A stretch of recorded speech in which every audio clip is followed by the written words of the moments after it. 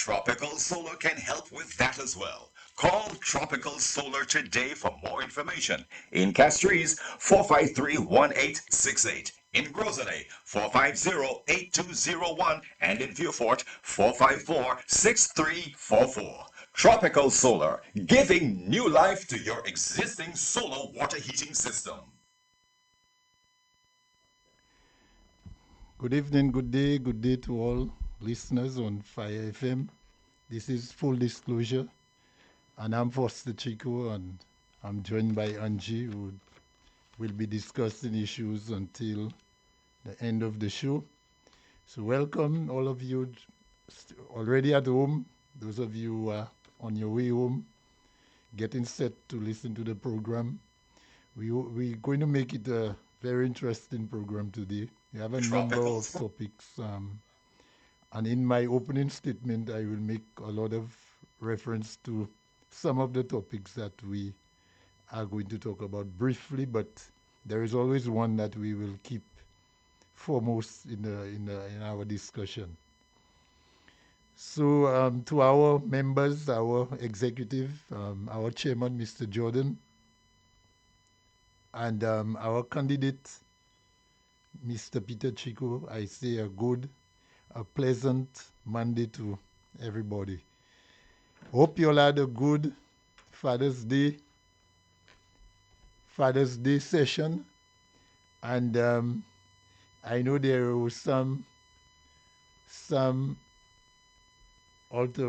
changes, some obstacles, sorry, in terms of the internet and football and so on.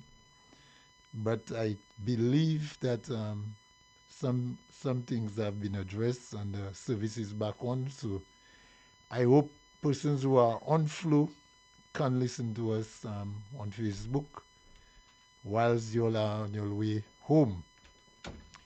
As I say, we have a number of topics that we will touch on briefly. We want to keep a reminder of our crime situation, and we want to, keep in our memory the Miss Joy Sentoma was laid to rest last week. Over the weekend, we witnessed the laying to rest of former Governor General Sir Neville Snack. And that one will touch a little bit on it. I heard some tributes there, boy, that made some people very uncomfortable. And if they could have disappeared and reappeared at the home, they would have done it. But, that's what you get for when you see you a hoodlum, a political hoodlum.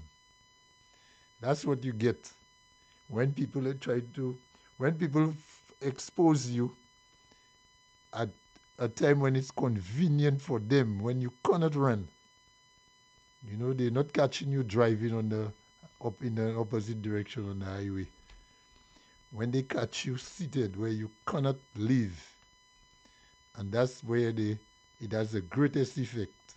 So we'll talk briefly on that. And so many other issues confronting us. We will take them one at a time to make sure that we deliver clear and accurate information to you there. There is no lie. That's not NBC where fellas saying what they want. When I come on this program, I'm making sure that everything I say, if you notice that I do a lot of writing while I'm on this program. Because if you tell me I say something, I can always go back on my notes and check it. I have it as marked per date. So every Monday I have it dated on my book. Don't play with Foster. Air easy. All right. So all y'all jokers who just saying what y'all want and telling lies on people. I'm not leaving my home to come 5 miles to come and tell lies on anybody. So in keeping with the trend of this show, I want to start with 2 tips, Sanji. And you know what influenced my first tip? I had you playing some response there from our Minister of Investment. Mm-hmm. And when I listen to that particular minister, he always wants me to go back. He always tempts me to go back in my history book and pull up something where I can just show that everything the man's saying, you should not believe him. Mm-hmm. And I just pulled, whilst I was home and I listened to the show, Angie's program, I was going through some papers and I pulled a change of ownership, confirmation of sale of vehicle, application for transfer of ownership of motor vehicle. Now you know where I go into that. I know. If I know, how come you don't know? And thanks Mr. Jordan and Moggy for that song.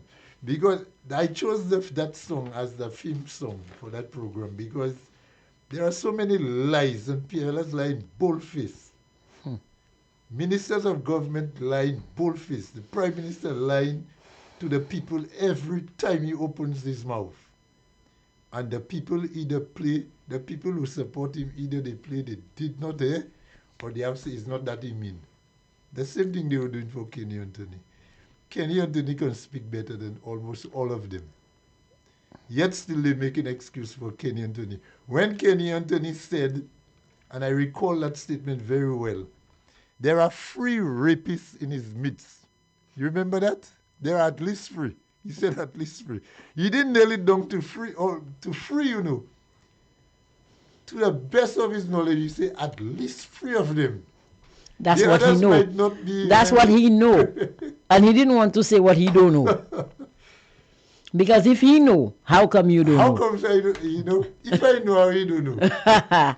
If some of us know, and Kenny Anthony know, how the rest of us do know? I don't know. The man said at least 3 rapists are in his midst. Now, as an English student, Angie, Mm-hmm. when somebody say,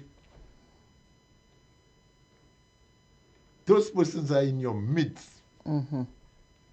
I suppose that they mean those persons are front and center around them in close proximity, liming with them, close partnership with them. Who else Kenny Anthony could have been referring to but his own members? When one minister said that a police officer is in the vicinity of the Prime Minister, and because he's armed and he does not support this government, that the Prime Minister is at risk. Now, in the vicinity and midst are not the same. True. Vicinity can be within a mile. Hello, stop.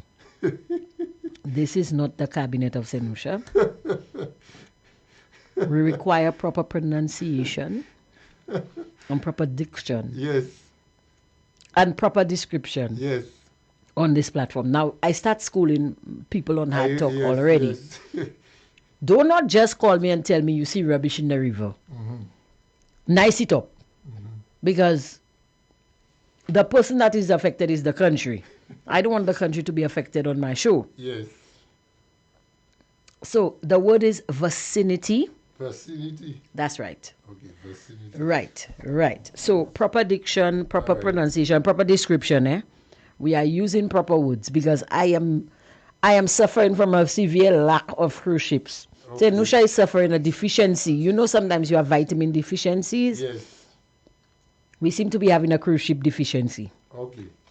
Now, as a Senushan that is not an enemy of progress, I am attempting to play my part. All the time. All the time. So I've said what I said.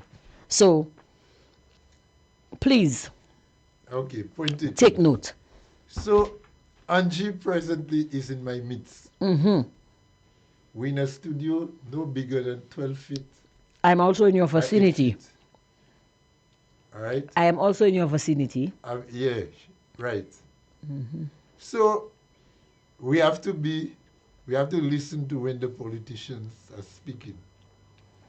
And if they can speak better English than us, don't try to explain or say it's not that they mean and it's that they mean. Because Kenny Anthony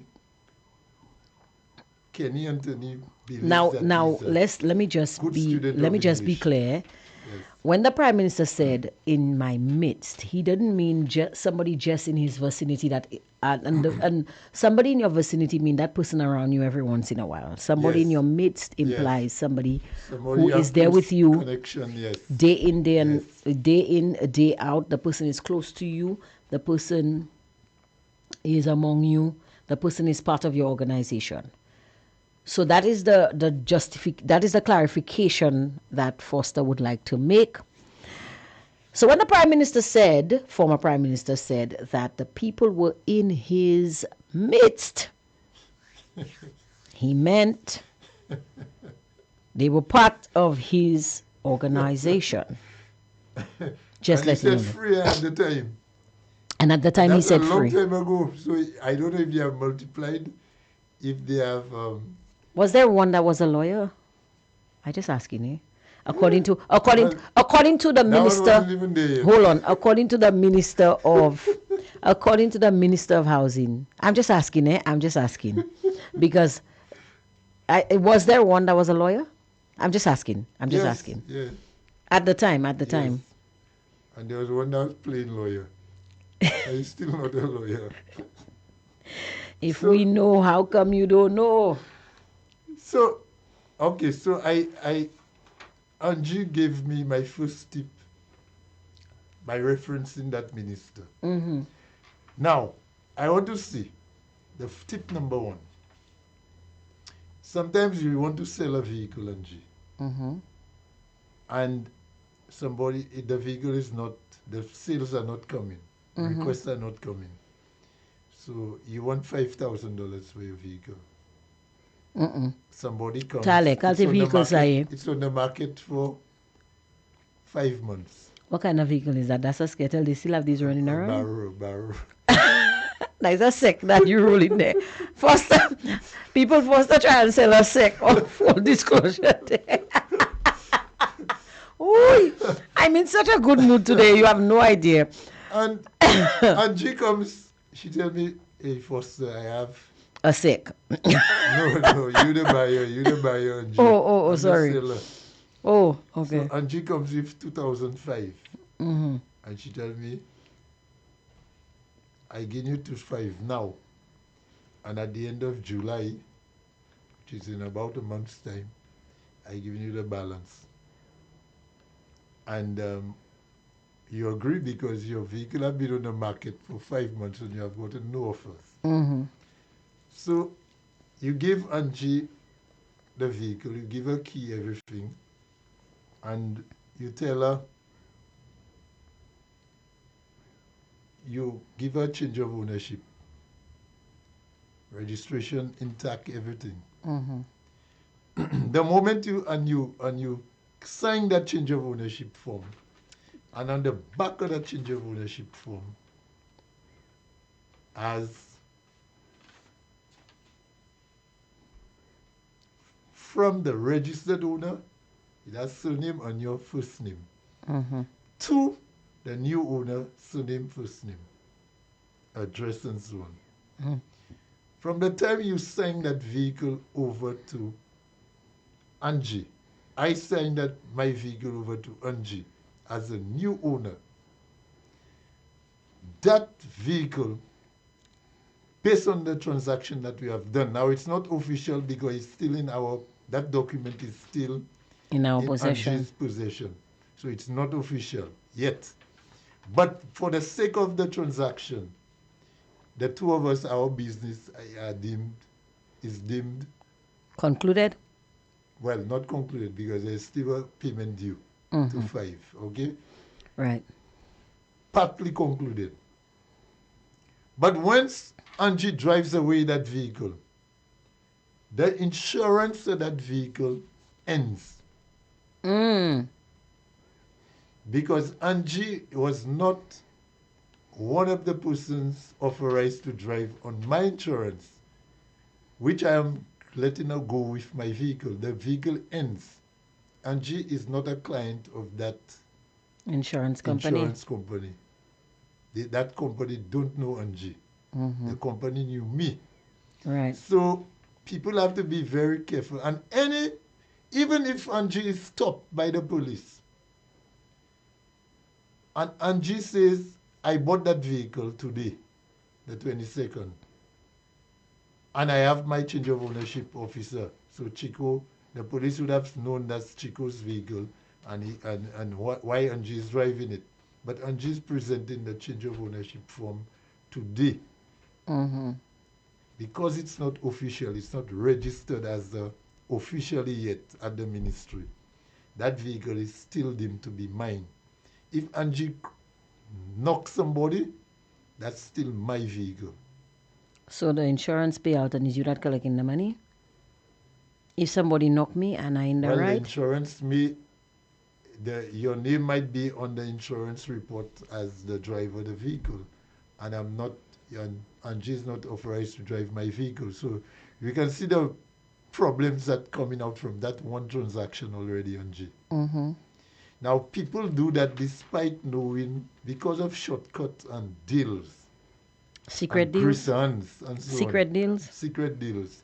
People still get catch in that. You would have heard the police over the time saying how persons come to buy vehicles. They hand over the key to somebody at one location and the person tell them, look the key, go on the boulevard, the vehicle is parked there, Angie. Can you believe adults doing that? So somebody meets you at the Rodney Bay Marina. That person advertises a vehicle on Facebook, on social media. You call them, they tell you, meet them at the Rodney Bay Marina. Okay, the car is $20,000. Look your $20,000. But here is the key. The vehicle is parked on display at the And on John Chaussee Road. Charles Boulevard. Not John Charles Boulevard, sorry. William Peter Boulevard. So Angie takes a ride down with a friend and goes to the boulevard, trying to look for a car that's not there. And poor job, somebody parked the other vehicle there for sale, and Angie trying to open the person's vehicle. Police. Thinking that's the vehicle. Police. And then she goes to Central Police Station or CID to report fraud. All right? So people be very careful when you're buying a vehicle and the change of ownership. You give people your vehicle with a payment pending and you give them a change of ownership. That second payment might never come, and then by the time you look for that person, you cannot find that person. That person would have sold the vehicle again on you. The second tip I want to introduce. Now, I made reference to that change of ownership for some reason. Later down in the show, we are going to explore that change of ownership. It will come in relevant. If you're a business owner, Angie, especially if you deal with cash and big cash transactions, it is always wise to train your employees. I know we're not big fans of that in St. Lucia, because until something happens, nobody really takes security as a major issue. Train your employees how to maneuver themselves in case of a robbery at your store, Angie. Because when everything is okay, everything is going on normal, it's fine. But you see, when you get a surprise, like a robbery or something at your shop, Angie, you know that's one of the things a lot of business people don't invest in. Security cameras. Well, they invest in it, I find, after the calamity. They Well, they put the latch on the door after the horses have fled the barn, eh? That's what we do in St. Lucia. Well, we still believe in a lot of dummy cameras. You'll be surprised the number of establishments that have dummy cameras. Angie. I would not believe in a dummy camera. I think the camera calling me a dummy. I would not. So, train your people. some other business arrangements, when you go to certain businesses, Angie, supermarkets, you see the first person you pass at the door is the cashier, right? Mm-hmm. The cashier's back is to the road, to the door. Do you think that's a good setup? No. You know, I would never enter an establishment like a restaurant and sit with my back facing the door. Exactly. My back is always facing the wall. You like the old cowboys in the old westerns one. Mm-hmm. Fellas like you know the name Chuck for Norris. Jim? Yeah. Clint Eastwood. Clint Eastwood and those fellas. My back is always John Wayne. My And back even- is always against the wall. And even when they read in a newspaper, you get those guys in a tub bathing. And those guys are well ready, you know, those guys. So business people, take that into consideration. The position of your Or what you cashiers, always see, not just the cashier, the security guards. the too. security guards too. Yes, The that's a security guard famous is one. standing with his back to the road, Back to the road. watching the cashier, whose back is to the door. To the, yeah, or to the wall. The cashier The back whole to the wall. arrangement, that whole arrangement is bad. Because the first person they're going to take out is that security guard. Yeah, and that's your security. So when the first person to go down is your security guard, who protects the rest of your staff? Mr. Nobody. And he's not even working there. So those are little tips that we take for granted. We go to the, and I'm sure listeners and viewers, I'm sure you can just picture the places that, having said that, the places where you go to. I myself, Angie, you know, I don't like shopping in those areas for that particular reason. I don't want to go to the store and do any bodyguard security for any shop. You should have your own security. Don't expect while I'm there if something go down for me to, according to a comedian, when he saw one hijacker on a plane, and he said he saw a black guy look at him, and the guy did him give him thumbs up, Yeah, and he gave the guy a thumbs up. because they don't think black people. Yeah, and They don't take black people hostage. and the white passenger say the black guys are going to save us. And he said, so that's just like me. Don't think I'm coming in your store to go and look at your security setup for you. That's the reason I'm in your store. Right. So put your plans proper. Otherwise, I'm not coming there. Or if the line is too long, I'm not staying there. You're in and out. Now, incidentally, Yeah. you're saying that. And I'm reminded of something that I learned about my family history over the weekend. Apparently, I seem to have a lot of relatives that have been murdered. I don't know if my family was part of the cow, but I saw a picture of someone because we have this family group and we're showing old pictures and people are trying to guess who this person is. And when you have a large family, you have to try and figure out, because you don't want Yeah. to commit unintended incest, Yes. which used to happen a lot back in the day. But we were just swapping memories, and somebody showed a picture and asked who remembers this person. And incidentally, it was a family member of mine.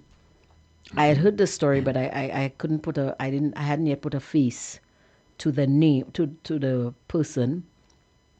It was a cousin of mine who was working in a gas station in St. Croix, and two guys came in to rob the place. And although he gave them the money, they still shot him. And when they realized that he had died, they dropped the money and ran away. Yeah. Yeah, but that happened years ago, before I was born. So Where's St. Croix, you said? in St. Croix, yeah. Yeah. So I mean these things happen. These things I'm also reminded of that security guard that was killed in the gas station in Balata. Oh, yeah. At the Was it time, Gatsman? yeah, I'm Gatsman not sure, Security? but at the time I was working at a sales company, and two of my coworkers were heading into the gas station for gas, and one of them, the driver was watching the road to see when he could get his turn to swing into the gas station, but the porter was looking at the gas station and happened to hear the shot and see the guy's head explode. He didn't see who shot him, but he was looking at the guy and he saw the guy's head. He saw the impact of the bullet, and he just kept screaming at the driver, "Go, go, go, forget about the gas, go, go, go." And the driver said, "Why? Go, go, go, go." And then when they got lower down, then he was able to calm down enough to tell him what he saw. And that boy was traumatized. Traumatized. Yeah. Yeah. So. I saw on a clip there on my way earlier today that a guy came to a gas station, some parts of the states, and one of the clerks at the station, at the fuel station, he was short of some change or whatever, and she denied him the whatever he was purchasing. And the guy came there the following day, And shot the which girl? is either yesterday or today. And she was outside standing in front the shop, the store. And the guy just ran towards her with a hammer and just hit her in the head. When she fell, he finished her on the ground, killed her with a My, hammer. my God. And that was done in the plain view. Everybody, broad daylight, the man did that. Over an incident the previous day. So in those kind of attacks, you don't know, just like a robbery, Angie, you don't know when those things, you will not, Wow. you'll not get any advance notice that them things are going down. So It you will need to just make sure your happen. security is So intact. when I see security guards on their phone and the heads down, you passing them, you're approaching them, you passing them, they buzz you in, Angie, and you enter the store, and they have not seen you. They just know somebody came in, but their heads down in the phone. Now, those are things that if it might be, I don't really pay attention to them things as much now, Angie, because I don't own a store in town. When I see those things, either I decide not to go inside of there for my own Safety safety, and security. you know. But I'm sure you will, and some of our listeners and viewers will note those things. So when you go into The shop, next time everybody that's listening to your voice goes to shop, they'll be looking out. I will be looking out for it. But there's another thing, do Foster. The people that are chosen to do security, oh some Lord, of them you question their ability to. What they doing there? even the power of observation. And when you're checking somebody out, some of those credit unions and banks, they're tinted. That when you cannot see inside from outside, but you have a very clear view of outside from inside. So if the person buzzing you in to that credit union, and they have cameras there, they have a screen there, they can see who's entering. You can make your assessment of who's entering before the person comes through the door. But still, you have to keep your eyes on, because the person might be coming there innocent, coming there right nice and cozy, because they know there's a camera outside. But by the time you buzz them and they have access to the door, Right. you can't pull the door back. So those are things that you have to make observations for. And one thing I always cringe about, Angie, if I'm in a place and the robber who comes in there identify me As a as an police ex-police officer. officer, You know they That's coming for why- you. You know they coming for you first. That's Foster. why I am saying what I'm saying there, you know. They coming Because for you me and first. Angie are two different people. Somebody will see Angie there, they will grab Angie's bag. True. They see you there, they're looking to take you out. They see me there is a different thing. I Yeah. have no bag, but they will. They're looking to take you out because they know you can walk on high tension wires. They're trusting you. So that's why I pay certain attention. Now I say sometimes I don't want anxiety. I don't want to be too anxious, Angie, for me to be walking around like a man that Wanted. Shock therapy. All right, so people, that's an introduction. I hope that little advice was important to you. It might save you a day if you keep your eyes open. You see what policing does to you, Angie? Yeah, it keeps you. But it's a You good know? thing because here's the thing, Foster. In this day and age, let's be honest. We have to be our own policemen. Eh? The police in St. Lucia, We're going to touch that, you know, Angie. I feel like the morale of the Royal Central Police Force. I feel like the morale of the Royal Central Police Force is suffering. I feel like the police have gotten. Bad. I feel like the police have gotten despondent. They've gotten. I mean, to hear a police officer that I know wasn't eating rice on the force. You commit the crime, you're going down. He don't care if he bring you there and you break both his legs, but he bringing you in. You understand? And to hear this person say, you working hard, you're doing your best. And when it's time for you to get rewarded, other people who have not done anything, they're the ones that get promotion. So what am I doing here? Why am I putting in all this effort? And these are words from an actual police officer. You know? As you mentioned that, Angie, I am told that there are some officers who got promoted and they're on leave for the next 3-4 months. But they're promoted. So you know their position is vacant at the moment whilst they're on vacation. So there is a need for a supervisor at that level. That person, that rank was filled, but the person is unavailable for the next 4 months. But the person who was supposed to be promoted is working, there. is there, and that person is not promoted. And So you talk and, about and they will morale. put that person as a acting. Well, if they were acting, it would have been good. The person not even acting. My goodness.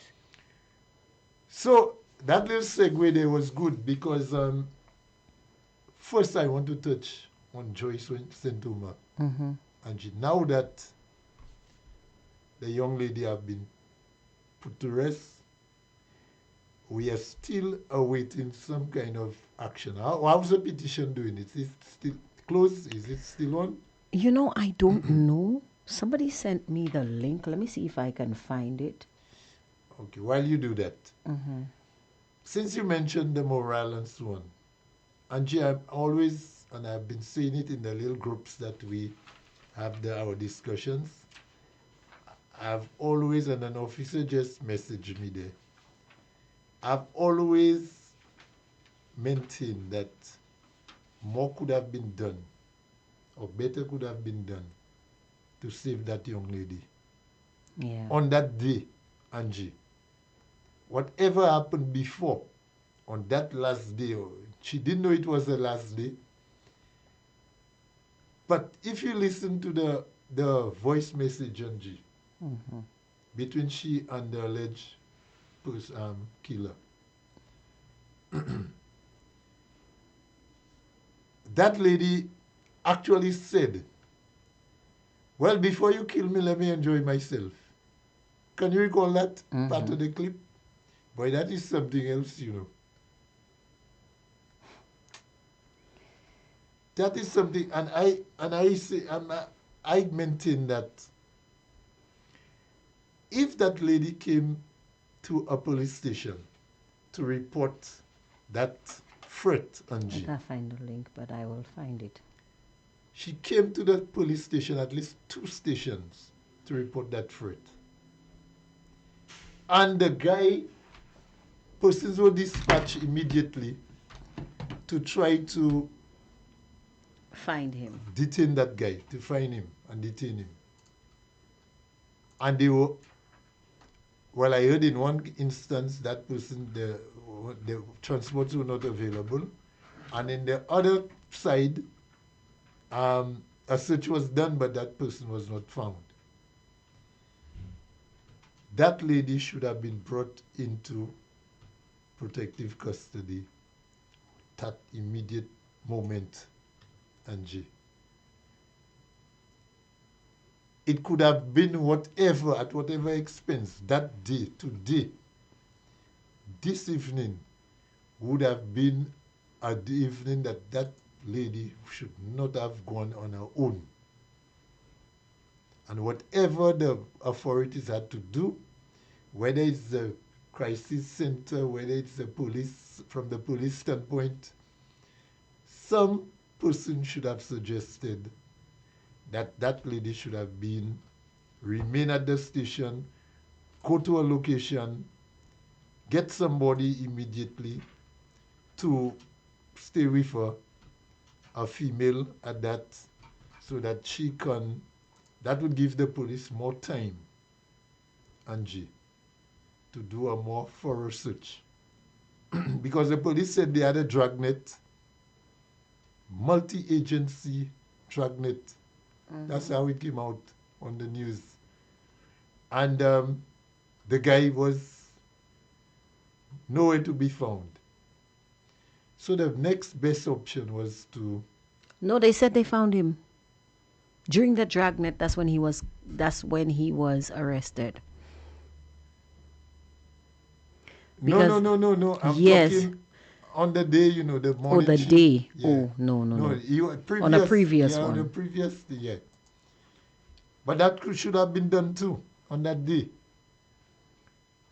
And I tell you, I have had instances where I made certain recommendations to my supervisor, and I tell him, boss, that is the best option right now. Let's do that. And it have worked out favorable to the police.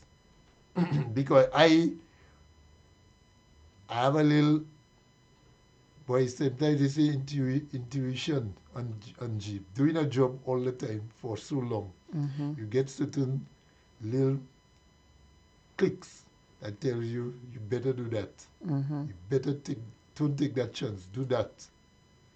And it has worked in our favor. Somebody just had to come up with, take the initiative and to do something. Today we probably would not be discussing that young lady. She would have been alive and on her business. The guy would have been locked up where he's supposed to have been.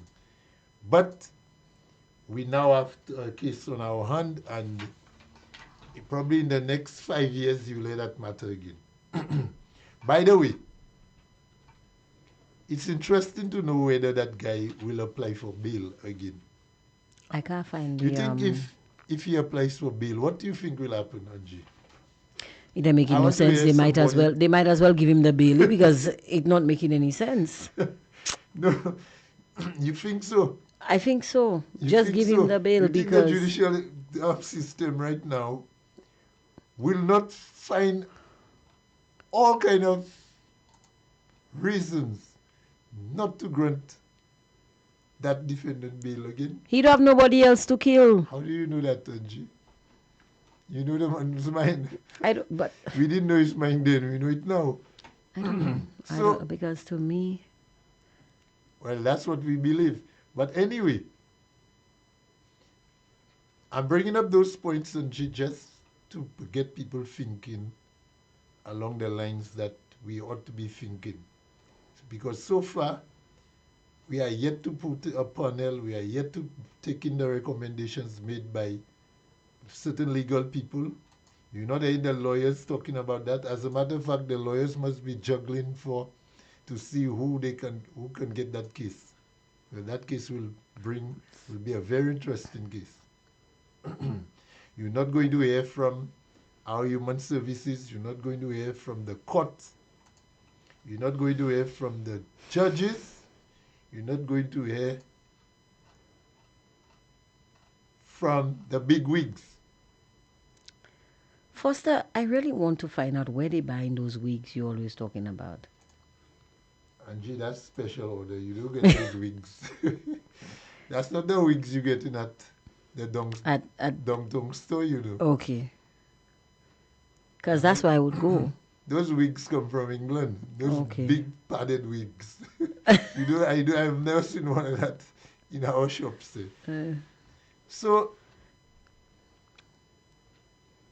according to the Prime Minister, we have to have that discussion, Angie. That's the kind of discussion we're supposed to have. But who'll start the discussion? On my way here, Angie, somebody saw me dressed the way I'm dressed. Mm-hmm. A friend of mine, Labour Party person, he tell me, I said, where you going with all that yellow on you? I tell him, where you going with that red shirt on you? So he laughed and we had a little discussion. And I told him, I'm going on a radio program. And it is my plan, every time I come on that program, I'll be wearing the party's colors. Mm-hmm.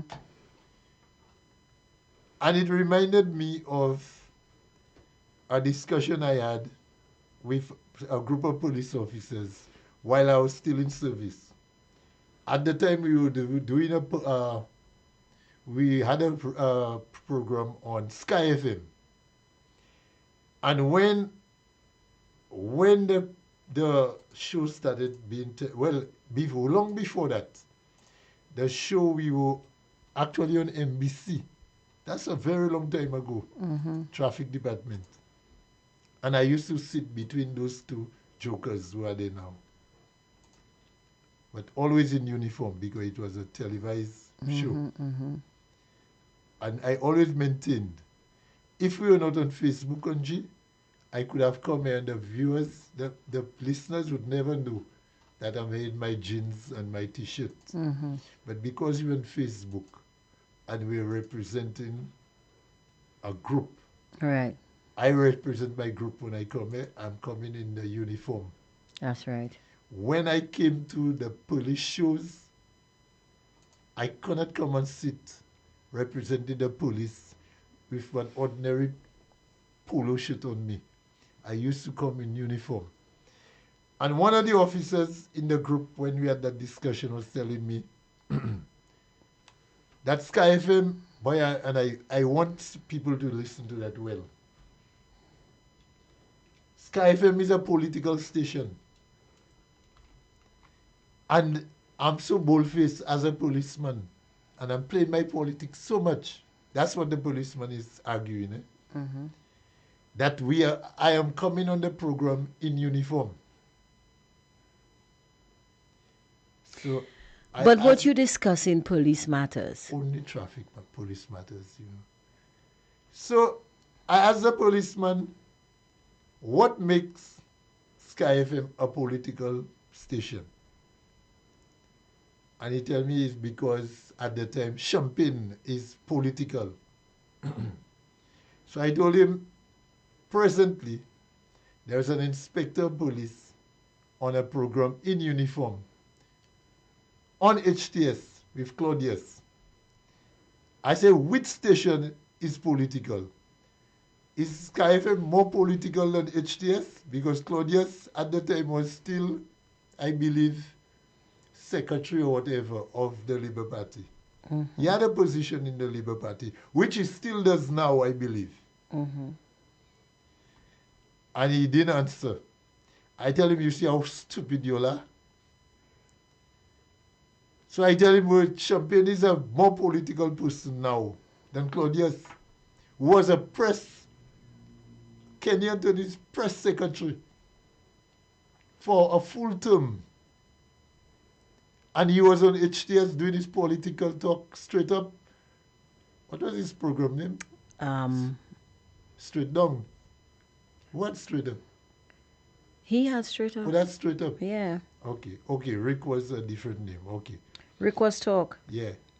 Claudius is on Straight Down. For how many years? representing Labour Party, and he's open about that. Everybody knows that. But when he's interviewing a policeman on his show, and he chooses them very well, the people that he invites, he's not political. But when I go on Sky FM talking about traffic and policing, it's a political studio. So much so that members of Choice and MBC went to the commissioner, Commissioner Daisy,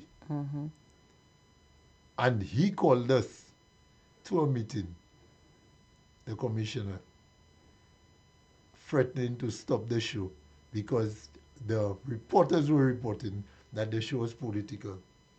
So when we asked him what aspect of the show was political, he admitted that he did not air that particular show. But he insisted that for the show to go on, I must sit at the controls where you are there, Angie. And I told him, I'm not skilled to do that. I come to the station as a guest. I'm not there as the operator or the host of the program. So I tell him, by the way, when we leave that office, the shows are out, shut down. And incidentally, there was another show held by another police officer on Radio Caribbean. And that police officer used to be a guest on my program on Sky FM. Based on that meeting with the commissioner, both shows were cancelled from that day. And that was 2021. We never went on the radio again. Up to now, there is not a police show on the media. 5 years now. That is to show you when people think they have power that they don't have, Angie. And they are tolerated and they are encouraged by people who are more stupid than them to do what they are doing, the mischief that they are doing. So, I said a lot just to say that the politicians get in a way, like our Minister of Tourism there, and investment. When I listen to the excuse being made by him over the Arsenal St. Lucia deal, this is the same man who said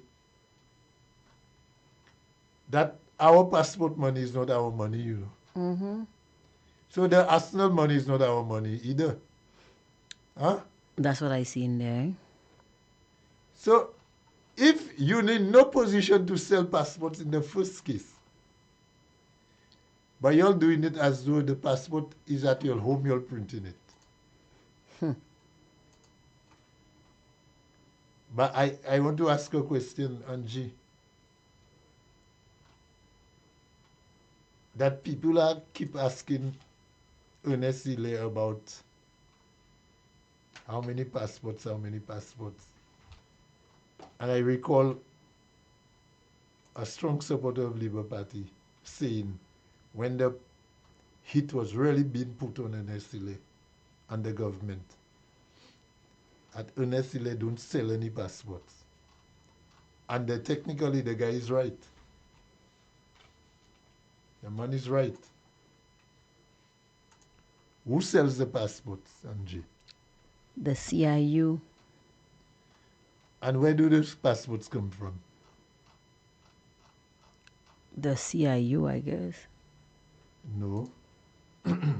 CIU? What's CIU? The CIP unit. Oh, CIP unit. CIU is something else. I was wondering what you talked about. No, that's what it's called. Sorry, CIPU. Sorry, CIP. Okay. Sorry, guys. Sorry.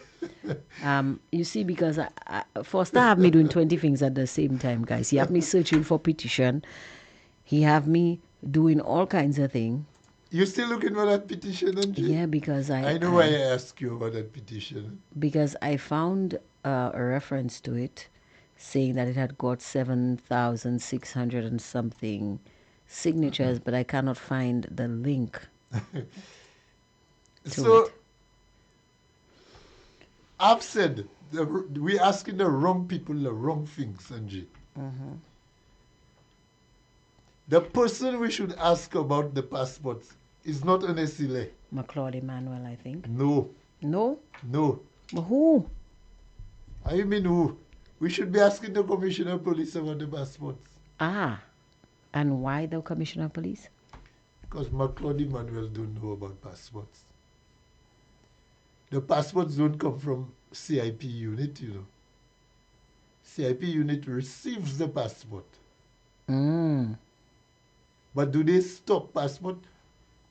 We're not asking that question. We don't know. If 10 passports are sold, are requested, Angie, then a request is made. From whom? That's a question the media need to ask. Who is issuing the passport? CIP unit issues. But where is it coming from? They're not the ones importing the passport. So it's coming from the Who imports the immigration. passport? Immigration. The police. Okay. But nobody's asking the Commissioner of Police that. The same people going to all the press conferences, Angie. The same reporters just giggling. All they're doing is giggling.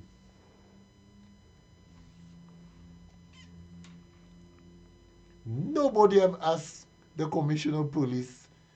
So who's responsible for bringing passports, getting passports into the state of island of St. Lucia? It's not CIP. So if it's not CIP, who is it? So how does CIP get the passport to issue? I get you. So if the commissioner gets the passport or the police receive passports, and then the passports are then transferred to CIP when a request is made or when it's sold, a request is made for one. How come CIP is the one you asking how many passports they sold? Why can't you ask the person who giving CIP the passports? So you believe the commissioner will say he don't know how many passports he handed to CIP? You think the commissioner can say that? I doubt he can. If he says that, he's supposed to pack his bag as soon as he finishes making that statement and go to Castries office.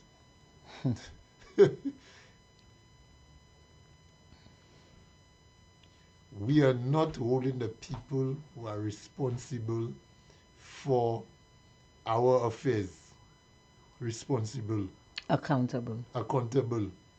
We are just letting everything fly over our heads. And especially now, that was not happening before, but now that's a trend. That's how we operate. Now you see, it's very important to make certain distinctions. But because I didn't know that connection between the Commissioner of Police and the minister, and the passports. No? We're supposed to have a chief immigration officer. Now, when the person doesn't exist by rank, by whatever office, that office is held by the commissioner. Chief immigration officer just means the person in charge of immigration, you know. Who is that whole person now? handling of passports and so on. So who is this person? As far as I know, it's a commissioner. But the police alone that orders passports, you know. That's why the passport, I brought my old passport here, you remember, Angie? I remember. And the passport tells you only authorized people should be handling passports, you know. That's right. If the passports, you remember at one time the police was responsible for passports, right? You used to go to immigration, apply for a passport, or renew your passport. You pay the government the cachet at immigration, and the police would give you a date. You come back, and the police give you a passport, Yeah. right? That was a long time before CIP. Mm-hmm. CIP had brought in amendments and so on. They went to Parliament and through an act, and that's why, by virtue of that act, the passports end up going to other authorized people, you know. Yeah. But there was only one authorized unit dealing with passports before, CIP. Kenny Anthony and them fought that CIP was a good deal, just like, GPH. right? And that's where we are. That's what brought us to where we are today. Some police officers got their hands tied up in passport fraud. That was 1989, 1990, very early in my service, Angie. Mm-hmm. One went by boat or air or whatever, and he disappeared, a sergeant. That's what I heard. I was just coming into the force.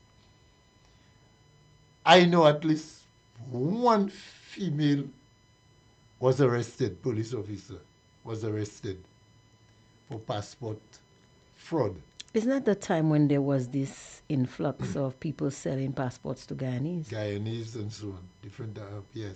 I remember that. If the police was still the ones handling passport for CIP, some police officer, and that system was pending now, those reports were pending, some police officers would have been arrested for that already. True or false? True. So if police officers have to be accountable, you mean the ministers of and CIP office not responsible? The police are the custodians of the law. They have to cross all the T's and dot all the I's when it comes to passport. But we have a CIP office doing what they please with passport, and the minister say our passport money is not ours, and the man's still there. The man's still doing more deals and tell us, well, the next thing I expecting that minister to say, and I hope he says it, because those guys are getting braver and braver. He might even say it. When he say he make the statement tomorrow, in the house. I want him to say it. I want him to say, let me tell you all something. You see the money that's in the treasury? That's not your loan. That's not your money. Foster, Foster, let me tell you something. You know this man will say that, and there are people that will defend him to the last and say, but of course it's not your money, it's the government money. Angie, let me tell you something. How many thousands of people voted for SLP? I don't know. Okay. I guess the difference is about 5,000 based on the last election, right? Mm-hmm. If you have about 40,000 people who did not vote for the government, why can those 40,000 people, if you get half of them that decide that they are taking them kind of foolishness those fellas are doing, 15,000 people in the city tomorrow can change a lot of things, you know. I bet you. Well, we wouldn't be able to get 15,000 SLPs either. But I bet you if SLP was in opposition, you'd get more people protesting tomorrow if there was a protest. Then UWPs would come to protest. True or false? Very true. Right. So what's our problem? UWPs don't want people to know they are UWPs. The So SLPs are everywhere in their red shirt, red hat, red bag, red umbrella, red underwear, red bra, red socks, red shoes, when they see me walking red ponytail in their hair. on the way to the studio, people walking, looking at me, but a lot of them Do you know? cannot tell me anything. Do you And know that I was standing on the bus stop once wearing a yellow shirt? I was on my way to work, and this guy was driving in the Bexall Gap.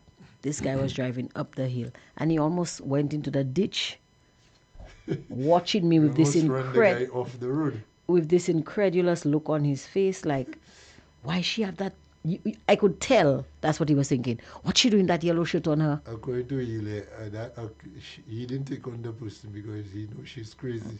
It's a crazy person, Crazy person. but I want to play that clip, Foster, that Hilaire said. But I'll play it later on in the show. Yeah. Because it's your show and I don't want to take over it. Yeah. But it is 6 o'clock and I think we should go to the Facebook platform and give the persons there a voice. I like to give them a voice. So, somebody is calling for a demonstration in St. Lucia ASAP. But I think you answered that question. Somebody else is saying, all these guys you just called, their names are wicked and useless. And I think they're talking about the show. Somebody says, yes, Mr. Chico, we the people must reclaim our power. The politicians work for us. Another says, St. Lucians, that's the problem because they allow the politicians to do and say anything and they say nothing. Somebody said the passports are the property of St. Lucia and the commissioner of police, the commissioner's office issues the passport. Somebody says, Foster, a mother brought the government to court in France. A man raped a child, but he was left free. The child's mother brought a charge against the man, but nothing was done to him. He had to rape and kill another child to be locked up. Who will be the ones to answer for not protecting Joy? Somebody saying, England's PM has resigned. What say you, PJP? Somebody is saying that they are in the house.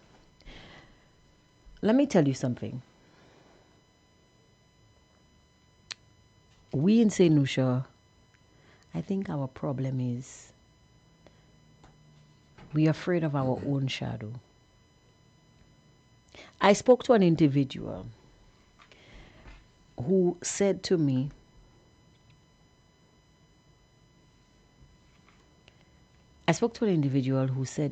that there's certain things in St. Lucia that is really upsetting to them. And these things should not happen, and they feel so strongly about it. And I said to the person, why don't you take up that charge? You know what the person responded? When a government has that kind of mandate, you cannot say much because when you will need things from them, they will victimize you. That's a private business person? No. That's somebody who holds a position of public importance. Public service? Not in the public service, but a civil society. Okay. Angie, but why is those small banana republics around that happening? I mean, in the States and other people, the people who Philippe called, what name he used last week? The technocrats. Mm-hmm. The technocrats come out and do their work as public servants, and they come, when they ask a question, they come and answer, you know. Mm-hmm. People in charge of ministries or boards, they come and answer. If an employee does something and they don't have to wait on the government to tell them, oh, well, you cannot go on the media and say that. You know one of our problems, Sanji? Mm-hmm. One of the problems that cause us to be the way we are, and everybody's so cagey and people say it's victimization. You see the public service rules? Mm-hmm. People misconstrue what the public service rules. Why the rules exist, Angie. There's a big misconception about those rules, you know. Because I recall very well when the commissioner called me and another fellow officer, reference to the shows we were having. That very officer, commissioner, that approved the shows, many years before, in a lower, when he was at a lower rank, he approved the shows. That's the time Mr. Ellis had that studio at Mondidon. So that's Kyrie not even FM. Sky FM time, you know. He approved those shows because we used to go up there. And when he called us to the program, to his office, we were greeted at the door and marched in to the commissioner. And the deputy commissioner has his, the force rule book, the regulations of the force, Royal St. Lucia Police Force, right there in the handy. And he's up to the page where it says about giving the police officers unlawfully giving information to the media. And you're saying that that's the same individual who approved the shows? Well, the commissioner approved the show, but we are taken to him, to that same commissioner who approved the show years before. Now, but the deputy, his deputy, is holding the regulations on a page that he believes we violated, where it's saying that we're unlawfully giving information to the media, providing police information to the media. So he's threatening that we can be charged for giving information. So I told him, what kind of information is he talking about? He told him, but the rules say that you must not give information. I told him, sir, you all are misrepresenting what the law is saying, you know, on information. The information, the rules are saying, confidential information, Angie. Police operations. I cannot come here as a police officer right now, talking to you, Angie, and disclose that I know that the police is going to raid so-and-so tomorrow morning. At such and such a time. And a warrant is prepared for such and such a place tomorrow morning or tomorrow evening. That's the confidential information. I would be a fool to say that, and if a police officer says that, he should be fired. But if I come to a program, an approved program, and I'm telling the public, listen, when you are issued a ticket for an offense, that ticket has 14 days to consider whether you will honor the ticket, you'll pay it, or you're going to challenge it. That's confidential information, but all of that is written on the ticket. That's confidential. It's confidential to the person that get the ticket first, because they not seen it. That's general public information. I am just trying to figure out where the man coming from with his thing. So it's only then when I tell him that, I tell him immediately he closed the book, and I didn't see that book for the duration of the meeting. And that is what holds the public servants to ransom. Because nobody wants to speak. Even sometimes when they are immediately challenged with something that they're doing, they don't even want to answer to defend themselves. So word goes, you're a public officer, Angie. And let us say you're at the baggage hall at the airport. And somebody has you checking somebody's bag. And you ask the person, which is normal protocol, you ask the person, anything to declare? And the person tells you, no, nothing to declare, Angie. And you suspect that the person is KG and so on, and the person might be carrying something that you know they're not sure about, but they just were not forthcoming. But you still decide to check the bags. And you get 10 bottles of alcohol in the bag.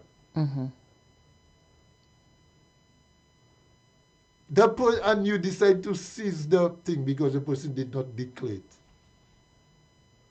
You well on your way to doing what you're supposed to do, you know. The fact that you search your person's bag and you detain their goods because they were not forthcoming. You cannot be taken to task for that because the person figure, you know, you catch them and so on. And you're not supposed to catch me. Exactly. Whereas if the person declare. Because I'm always the bad guy in Foster's scenarios. I'm always the bad guy. If you declare you have your 10 bottles of Bounty, Angie, and I tell you, customer, Angie, you come in there, you buy Bounty. I ask you if you have anything to declare. Why should you lie? Just the fact that you lie make you lose that, you know. Now on a good day, the customs officers may tell you, Casa, it's Christmas, go, Angie, go with your Bounty. Well, we know they won't tell me that.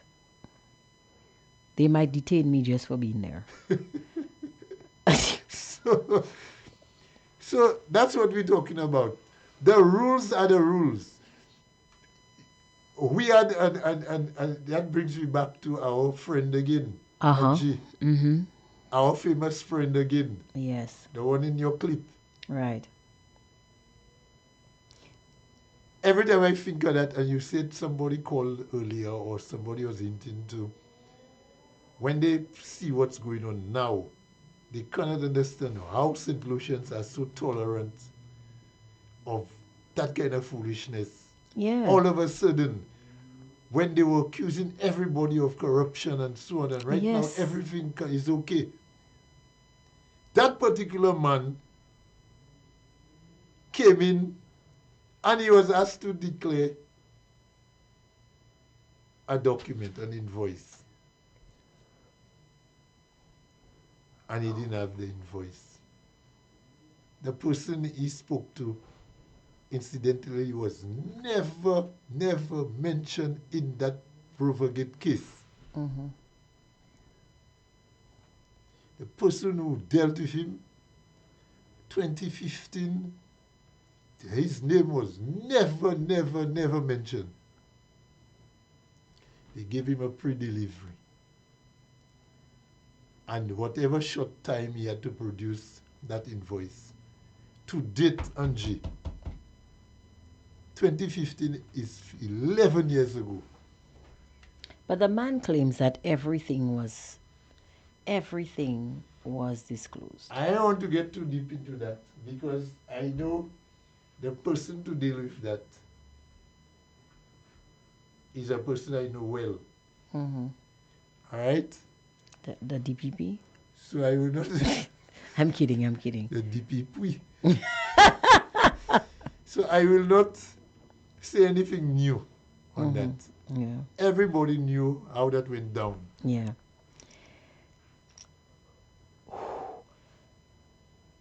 So,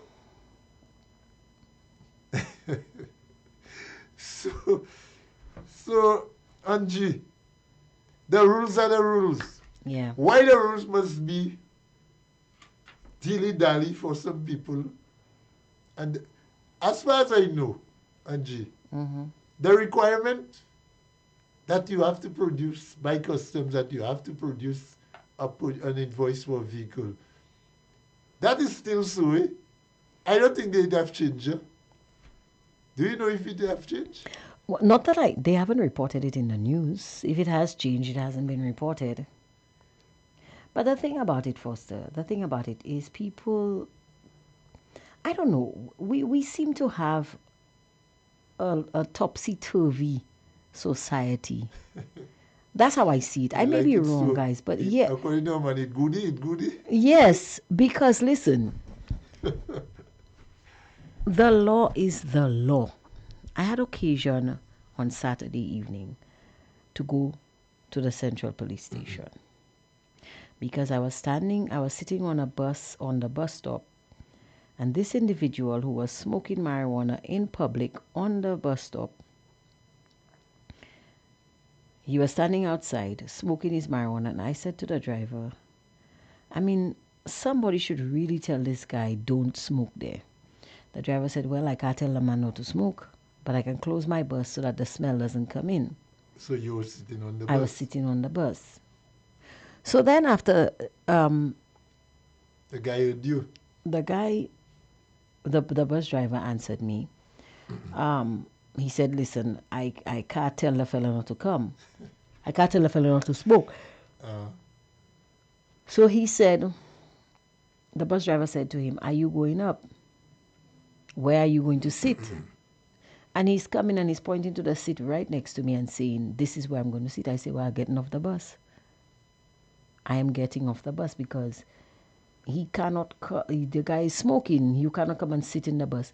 And the driver said to me, well, he's not going to smoke on my bus. I said, yes, but the smell is in his clothes. And I cannot take the smell of marijuana.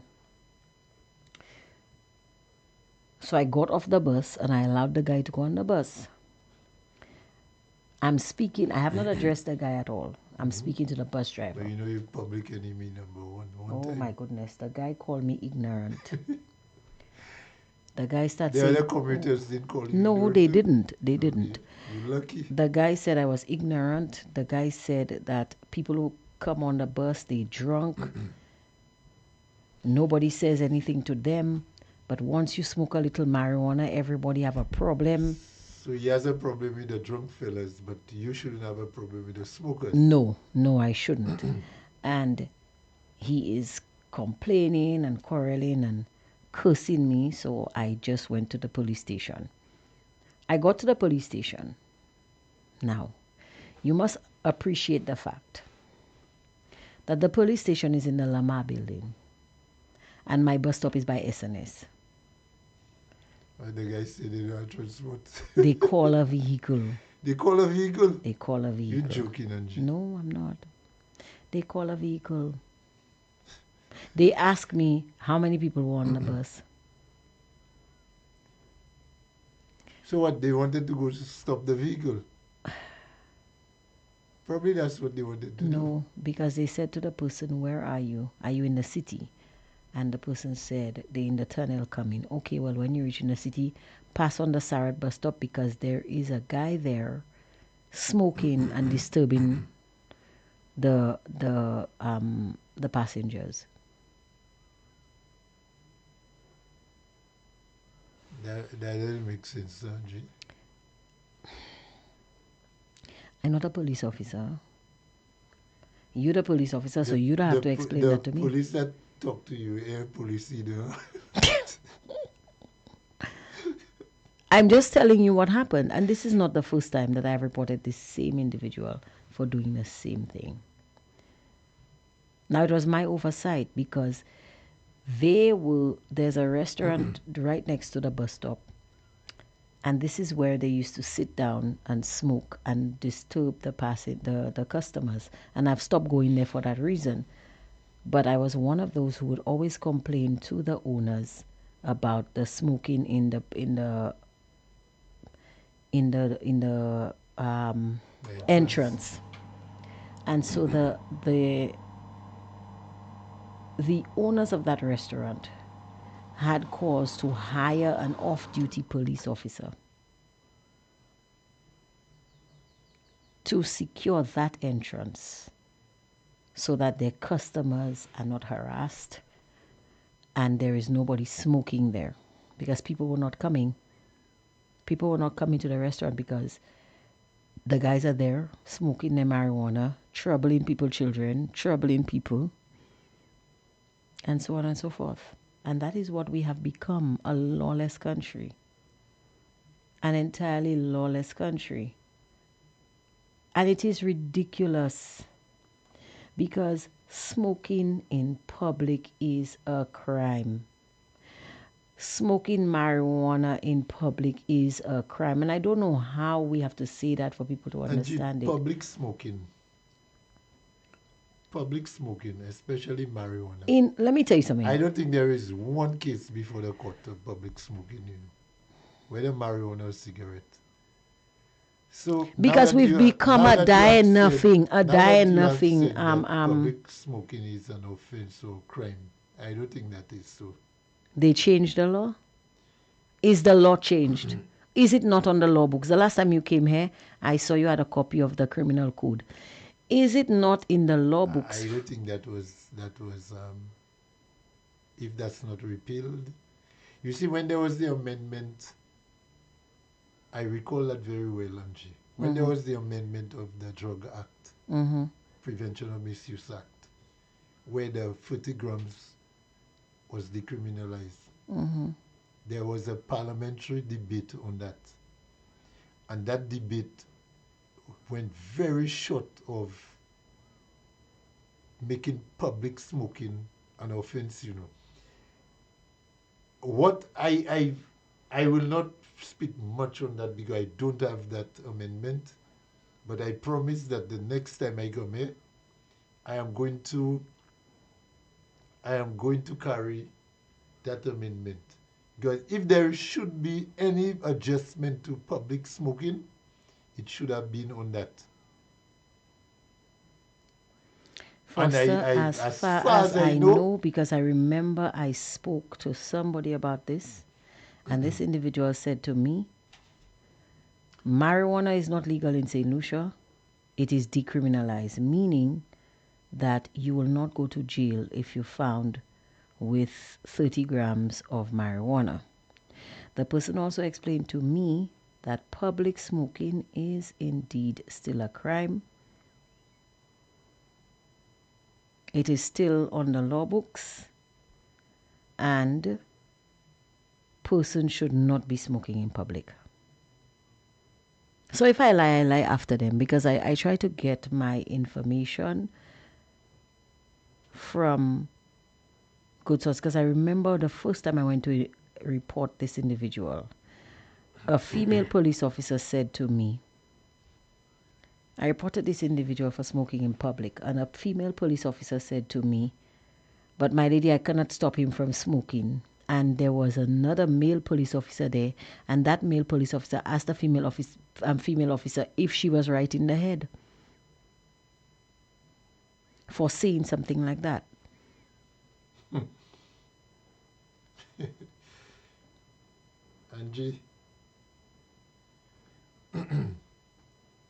Angie, I am going to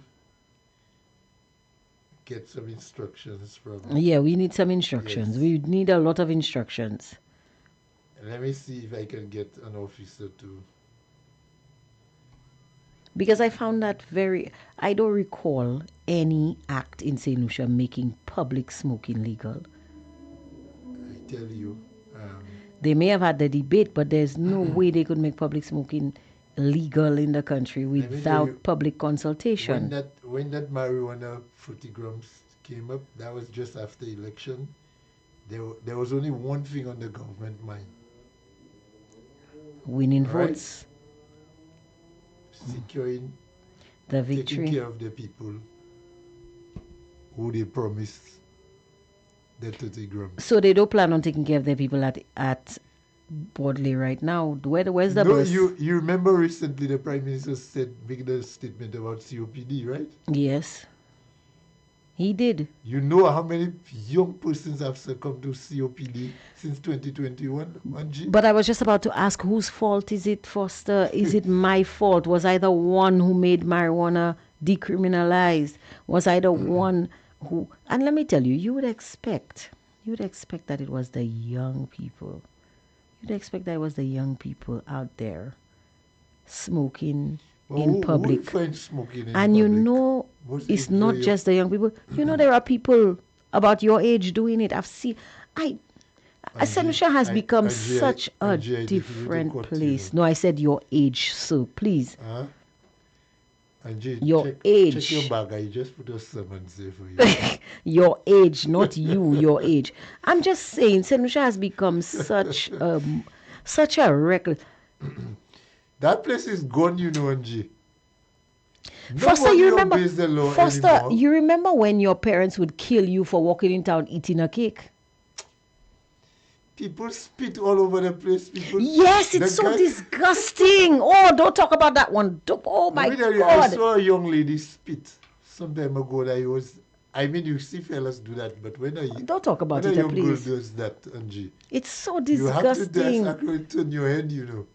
People And- just walking and just spitting. And they don't almost care to if their you feet. behind them. I tell you, a guy pee on me once in the middle of Castries. That's not a joke. I think the worst things happen to me. Honestly, guys, I think the worst things happen to me. But we have so many things are going wrong in the country. So many things are going wrong. Angie, the place we just lack discipline and everything has crumbled. Driving is bad.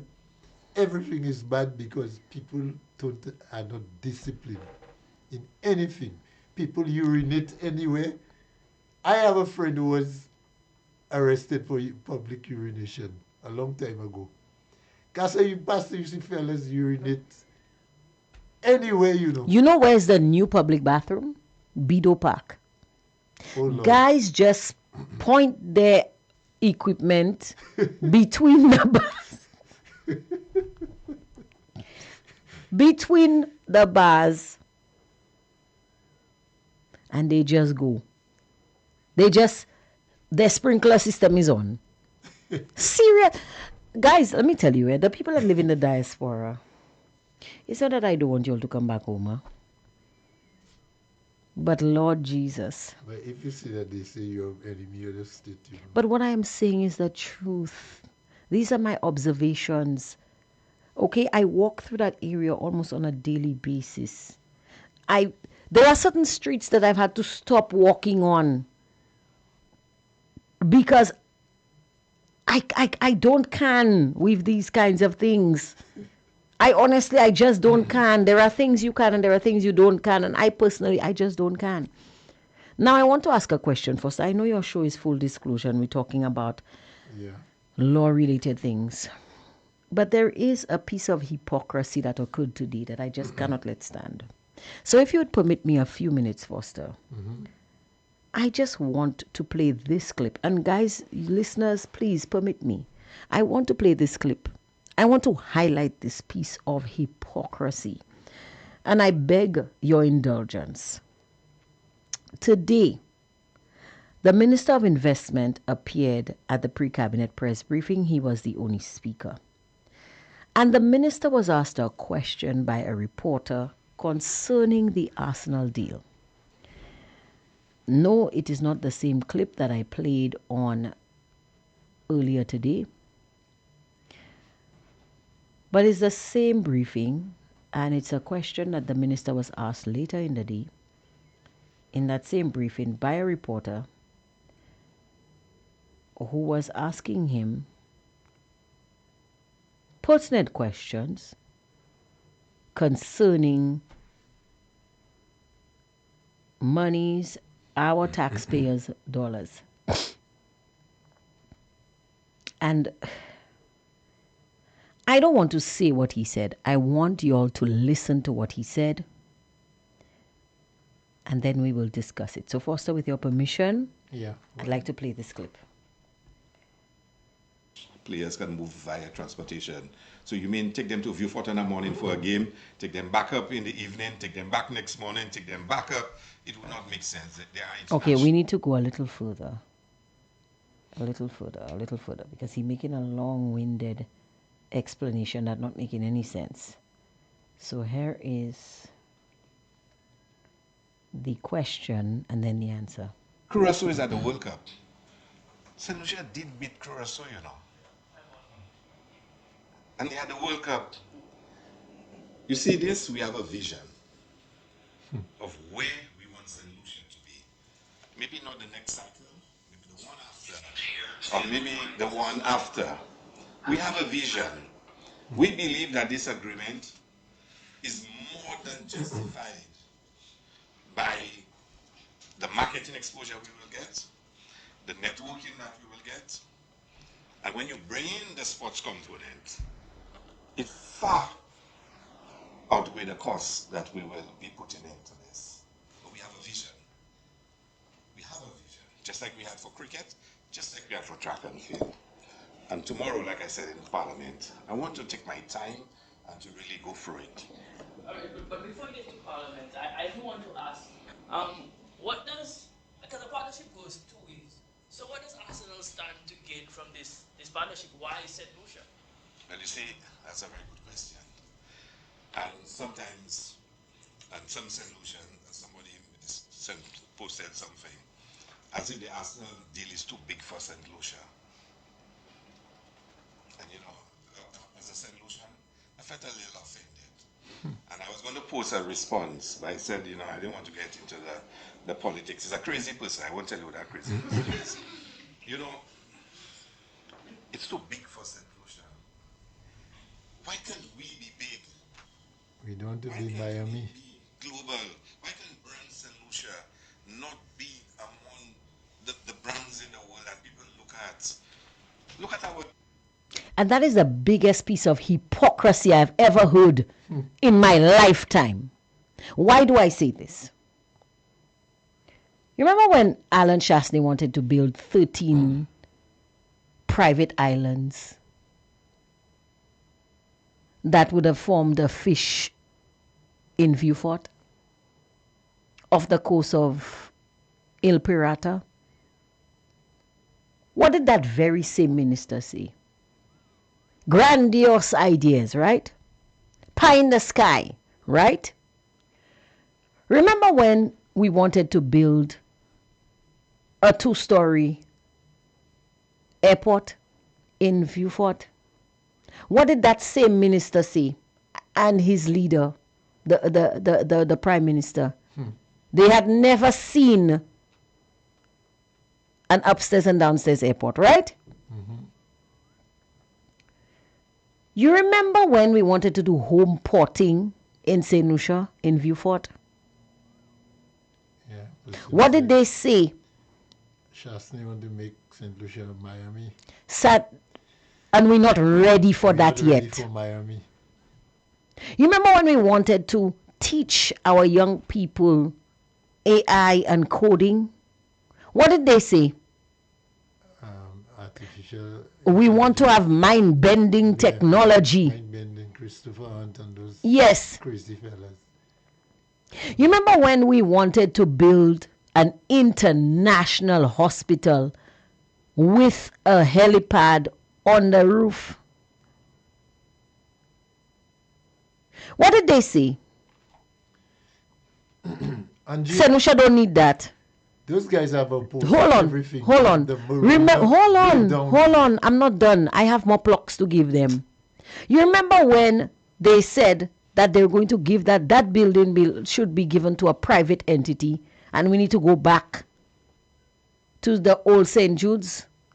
All we needed was paint. Because that was too good for St. Lucia, right?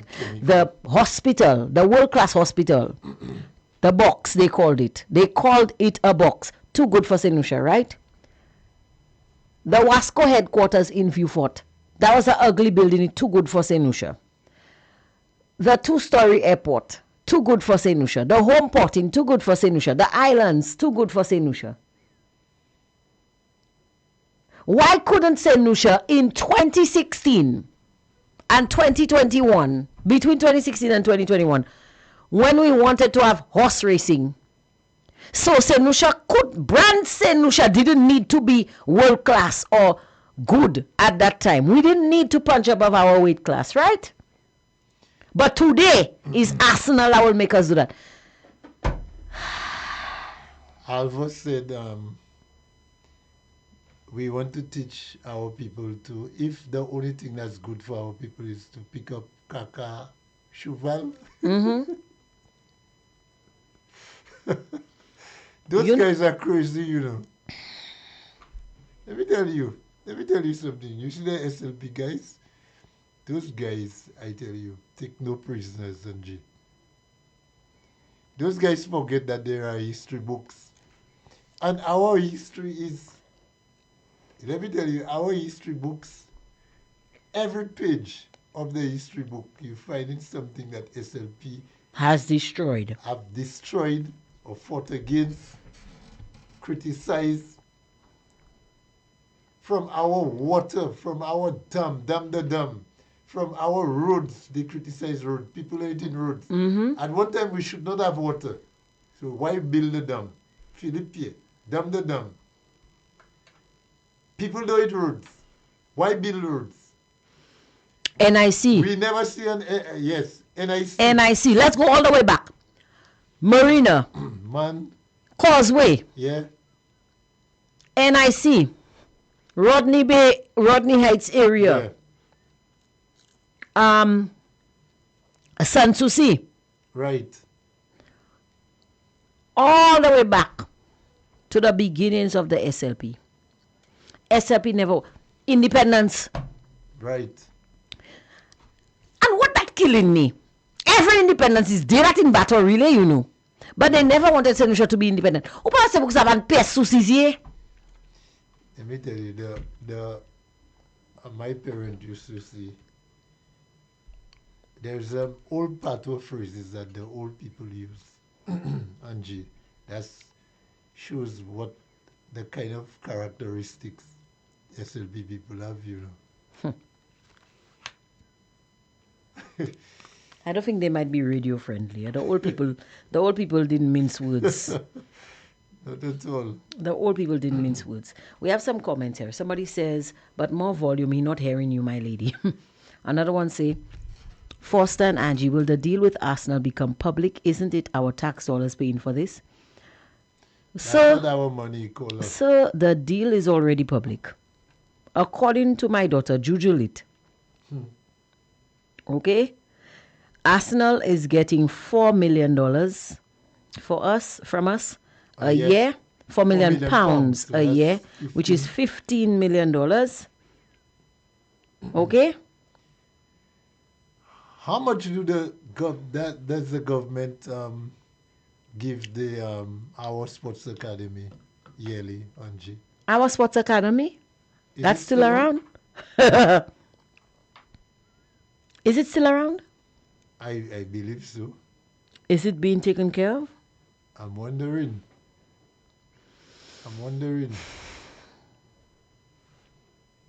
By the way, I The think sports- it's still around because the I Sports see- Academy has been giving us results, eh?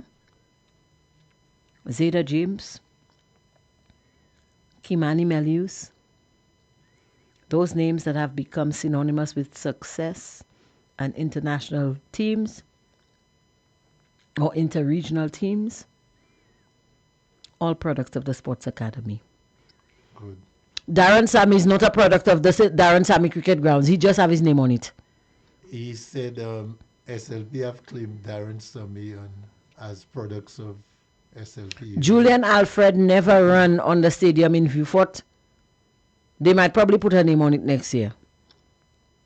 They already put her name on the highway, and I So don't what even they- think. What they doing with George Odlum Stadium? I don't know about George Olama. I listen. I didn't. Say Munsa ni maka de pali. I really hate nonsense, Foster. And I cannot understand how St. Lucians can allow people to continuously piss in the eye and call it rain. Somebody said UWPs who are allowing the laborers to disrespect them by taking their nonsense. They must stand strong against the rude laborers.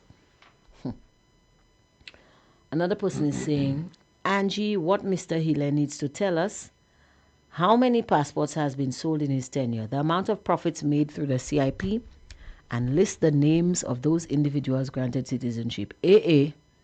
So I'm going to need you to check your calendar. We're not in 2021 or 2016.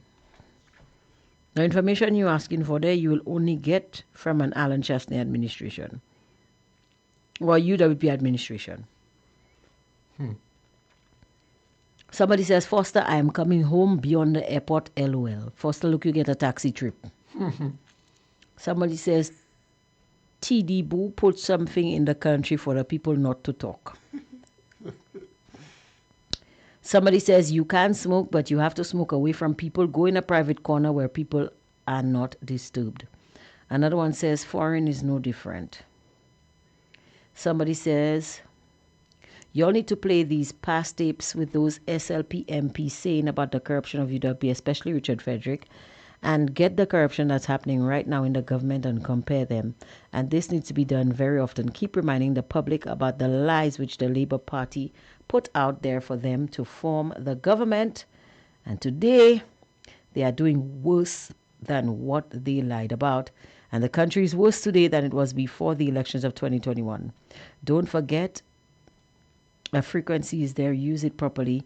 So please use the station to hammer at this Philip J. Pierre administration.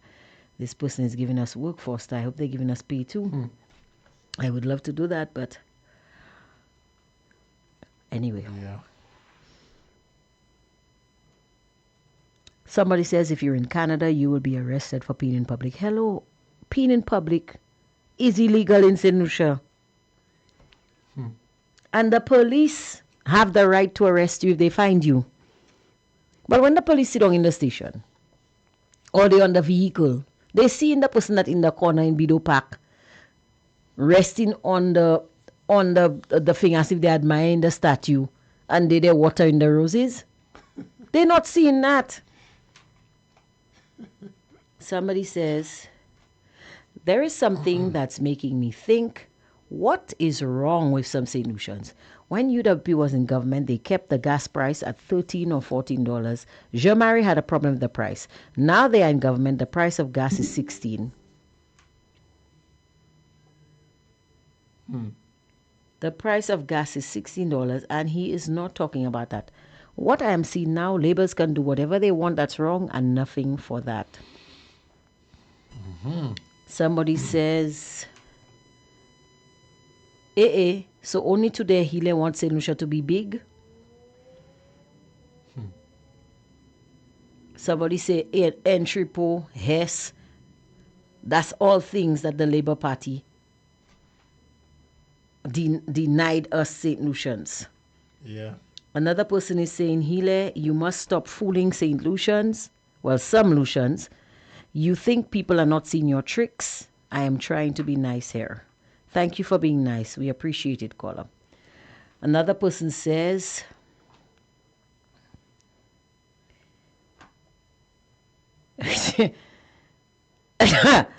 Jesus, keep the comments PG, people. I can't read that on Foster. There are some comments that I have to hop, skip, and jump over, because let me tell you, these people. Somebody says, Angie, could you imagine RF giving Chasney blows for not participating in a battle relay this year? Said because he was the one that invented it. Another one says, tunnel vision. Somebody's asking, St. Lucia, don't enforce the law, Angie? My love. Ever since Philip J. Pierre came into office, no laws, I don't think any laws are being enforced in St. Lucia. God forgive me. But from the time the man expunged the records of people the police had arrested during COVID, that was a slap in the face to every police officer. I'm not a police officer, but I felt it. Someone says, good night, Angie. You forgot to mention what they said about the tunnel vision. Now they have the vision, shaking my head. Yeah, tunnel vision. Yeah. But they have they resurfacing the tunnel for 5 years. They're gonna a tunnel that took them took 2.5 years That's to drill and to break down hills. that's Cannot be surfaced in 5 years under the Foster. I passed there this morning and I saw people, workers there. Yeah, I'm wondering by that road. They say people don't eat road. I think it's it in the road. That's why they can't finish it. Foster, could you imagine? Could you imagine? It took John Compton with less equipment, less technology, less everything, 2.5 years to cut through mountain, cut through forests, cut through swamp, cut through mangrove. I don't know if they had mangrove, but I'm just saying. To build this road, this highway, from scratch. You telling me that it is taking the SLP government 5 years. 3 times the length of time the project, the duration of the project, 3 times just to resurface the road. That's time overrun. You remember what the SLP was saying at the time, Angie? Sir John owned land. Let's talk on that side there. And for it to give his land value. That's what Labour Party was saying, He decided to build a tunnel. Well, they Don't should forget. They should go and buy land in Dauphin, so one of them should go and buy land in Dauphin, so we should get that other highway going that side. So I don't know what land Sir John had over there. Sir John wanted his land to have value. I investigated, you know how many collisions and runoff I investigated on the old back of Government House there, that Latok Hill? Trucks carrying copper going to Soufrière would labor and go down in a house, houses below the road there, Latok Road. I remember that very, very clearly. And you never found any land there that was owned by Sir John? I don't know if Sir John have any, but that was what the Labour Party was pushing at the time. Labour Party always know, eh? They Funny. always know something. Listen, for people Now, that all are the so people that well have land informed. and have land that they cannot even say where they get land. The Labour Party don't know those people now. They were the ones saying that the person that land more than he was a land leprechaun. You remember? There was a land leprechaun now in government. You know what's a leprechaun, Angie? I know. You know? Okay. But there's a land person, a land eater in the Labour Party now. So they're not eating road, but they're eating land. Guys, let me tell you something. You see, it doesn't matter what party you support, what ideology you cling to. But you are a St. Lucian first. I don't care if you're going to walk in town with your blue umbrella, your green umbrella, your red umbrella, your yellow umbrella. You can have a purple one too if you want. Red and yellow, black and white. I really don't care. But you see the blue, yellow, black and white. That's sacred. We are all St. Lucians first. And some of us, I say us, some of us in this country, we have this mentality that when we like somebody, their feces all in a sudden smell like roses. That is not. Perception may be akin to reality, but it is not actually reality. Guys, I'm not going to tell any St. Lucian to wake up. But I will tell you this. This country is our home. If a nuclear bomb falls on St. Lucia tomorrow, we all, whether we are SLP supporters, whether we are UWP supporters, whether we support King, whether we support Richard, whether we support, what's the guy name? What's his name? The one that cut down the fence on the beach. Backs. Yeah, turkey backs, chicken backs, whoever he is, I don't know. We will all be considered people without a country. Let me say that again for those in the back.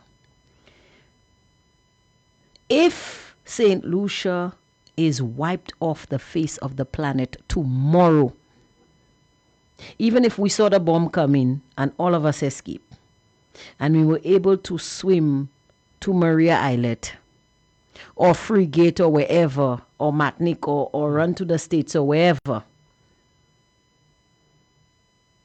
if St. Lucia disappears off the face of the planet tomorrow, every single one of us, no matter our political affiliation, will still be considered people without a country. True. And I love superhero movies. And in one of those movies, Lex Luthor, you know who Lex Luthor is? Superman's nemesis. He made a statement that is true. He said, and I quote, land will always be the most precious commodity because it is the only one that they are not making any more of. Mm-hmm. People, you're not realizing what's going on in St. Lucia. You're not realizing that St. Lucia is, I want to put it in a nice way, but there's no nice way for me to put it. I want to say that we are facing an economic downturn, but that would be too mild to say. We are facing a moral downturn. We are facing a security downturn. We are facing an education downturn because let me tell you, I don't understand. The people I see coming home with degrees and PhDs, I don't understand how they can be so dotish. We are facing all kinds of downturn right now. Could you imagine Yadi and Jaime on their show insulting a priest? I'm not a Catholic. I am not a Catholic. I am an Anglican. And some people might argue that there is very little difference between the Anglican Church and the Catholic Church. But whether I was an Anglican, a Seventh-day Adventist, a Wesleyan holiness, a Jehovah's wickedness, a Muslim, a Hindu, I still know that a man of God is not an ordinary man. This is a person, and especially when that person speaks the truth according to the scriptures. You might go to church, you might hear the pastor or the priest preach something, and you might feel, well, that's a power GT. You might feel that that person should not have said that. But you have to appreciate the truth. The truth is the truth. The truth is not meant to make you feel comfortable. The truth is not meant to make you feel happy. We have a call on the line. We'll take that call in a little while. The truth is not meant to make you feel good about yourself. It is meant to take the scales from your eyes and make you see reason. Good evening, caller. You on the air? Good evening, Angie. Mr. Chico, good evening to you. Good evening.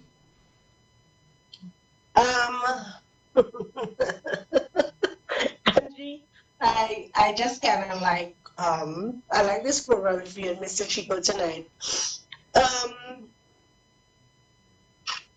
Mr. Chico made some pertinent points today. In fact, you all were playing the minister's responses to the Deal. excuse me, to the media. Yes, that's up today or earlier today. And have you ever heard the word vision come out of that man's mouth? I heard it today. But I did hear the Prime Minister say, if you want a party of vision, go to the UWP. They're the ones with the vision. But if you want a party of action, come here. Because we may not have vision, but we have a lot of action. His words, not mine. No, but after they're inactive, they never had vision. They have no action, no vision.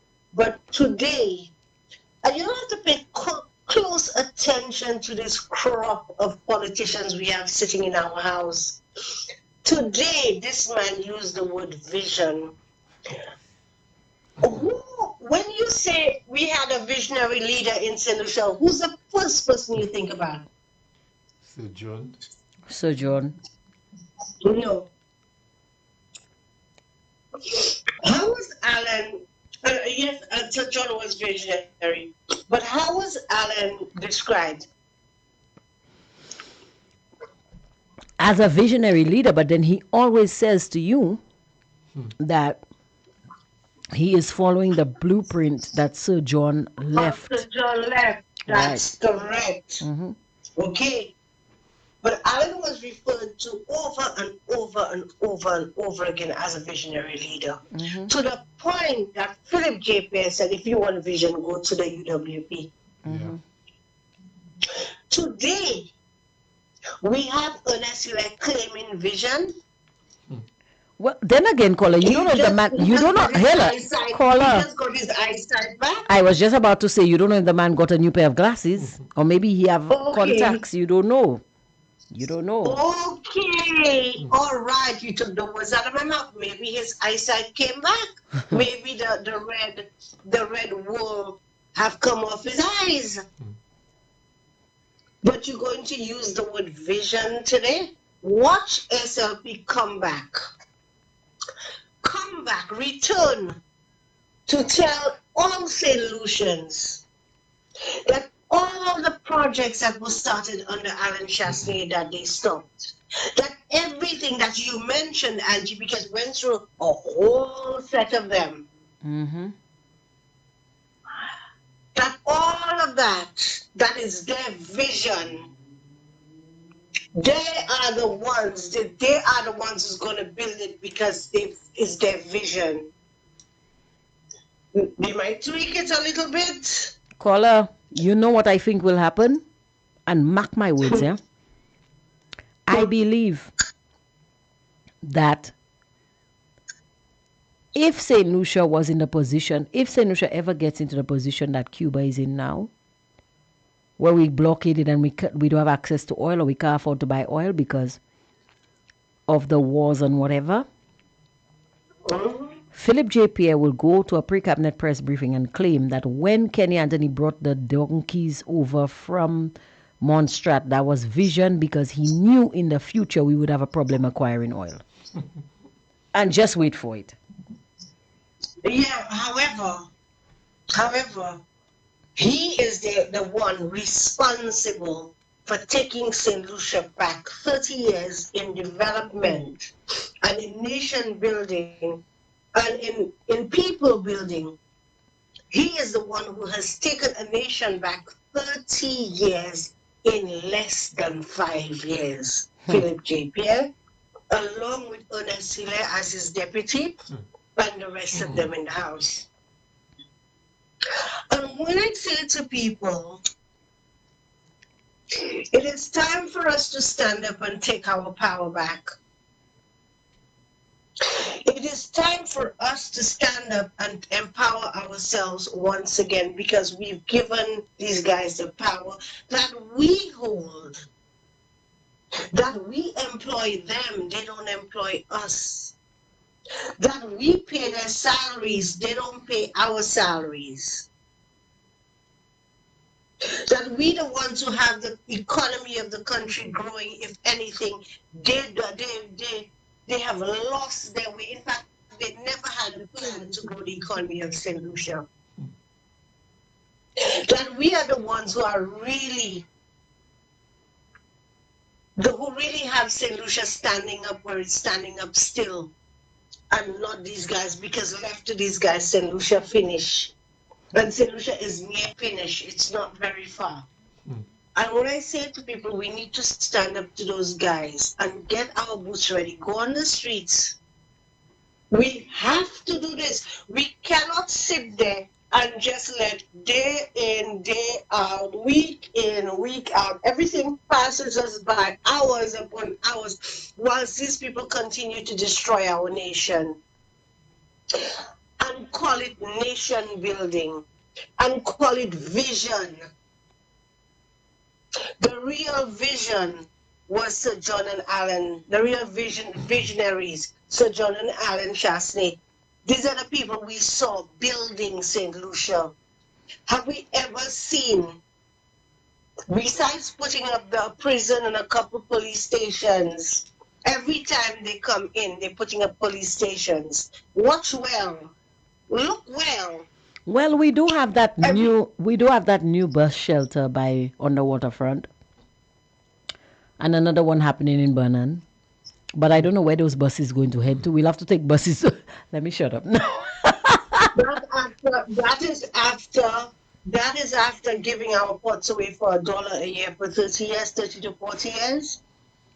And You that know is- what? and You know that is what, us caller? receiving $1 per head from $6.50 per head per Caller, tourist you coming know in what? off I a cruise ship just- into the country. Caller, you know what we should do? Everything we doing, if we open in a business, if we open in a business, if we going to rent a home, we going to the bank for a loan, we should ask these people for a bolt agreement, you know. You don't think so?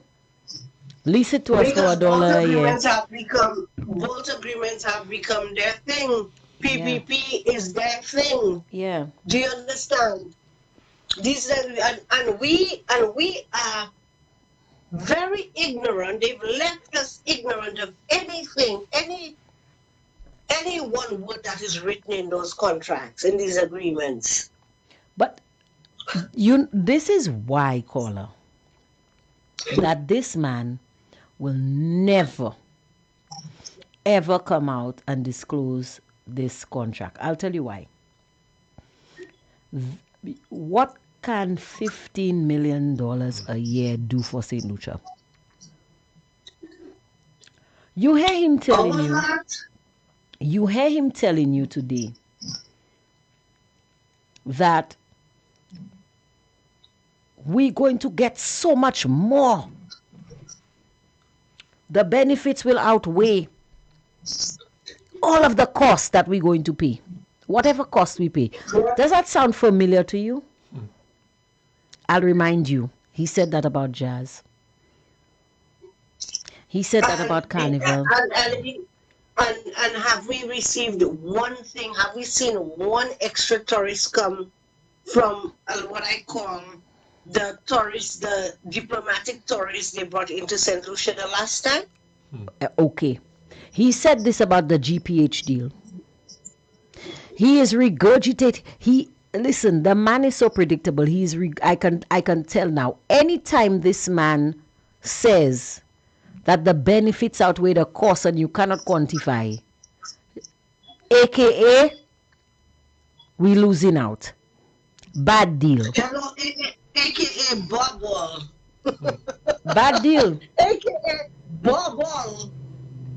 The benefits outweigh an unquantified cost. No. We're just doing things without I cost. I have listened to this man explain so many things that I can always tell right off the bat. Nuped. Bad deal. No, but When you he see, says in all things the to you, bad deals- when he says things to you like, we cannot quantify what the benefits are from this. Bad deal. And that was what But he said in all about the jazz. bad deals- When he says to in all you, the bad deals. caller, that the marketing, the networking, the this and that, these are not that bad deal. I'm just saying. He's predictable. Well, Mr. Chico, go ahead. Sorry. He's predictable, caller.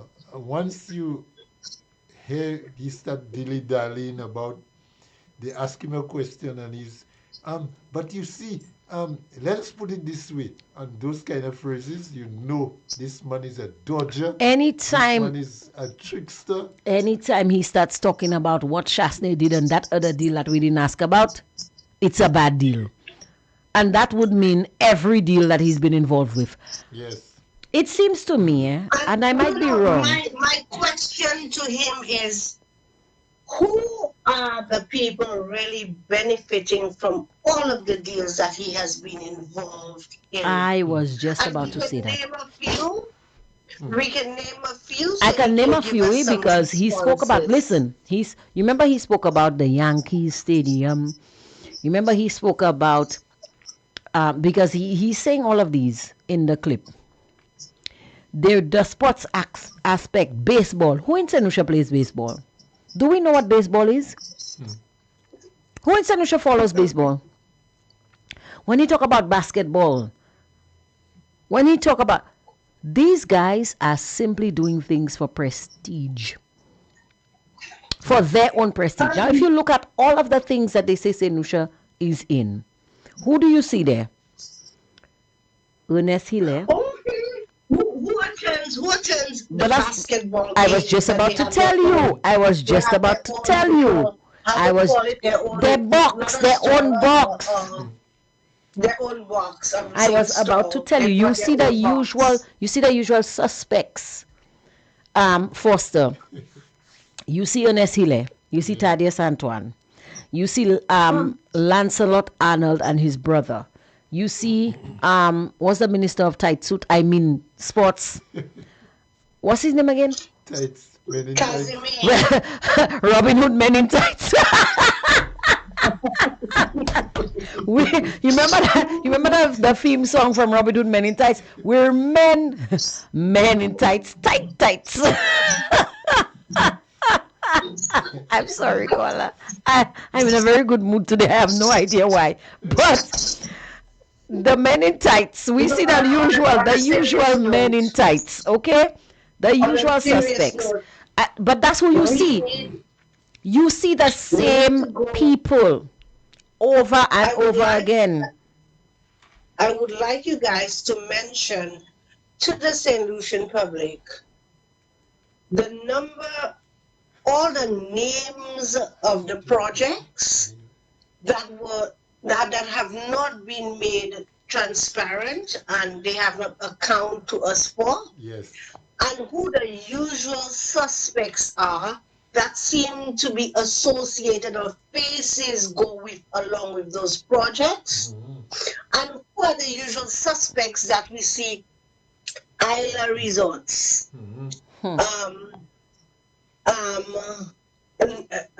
Arsenal deal. Now to get to the other guy, GPA. you know, I've written very little Sorry about that. Sorry about about that, Ernest caller. Hilaire. Sorry Very, about that. very little.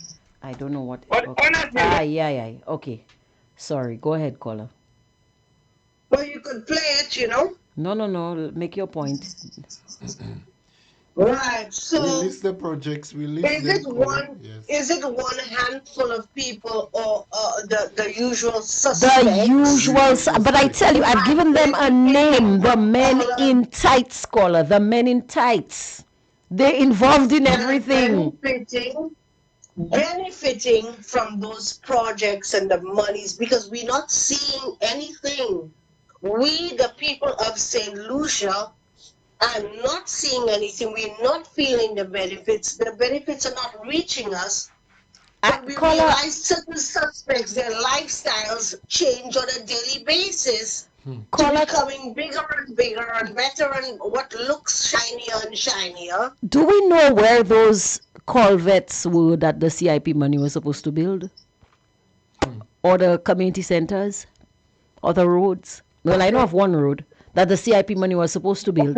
But I also know of a letter from Caribbean Galaxy saying, come and collect your money fast. Not now, we have it there for you.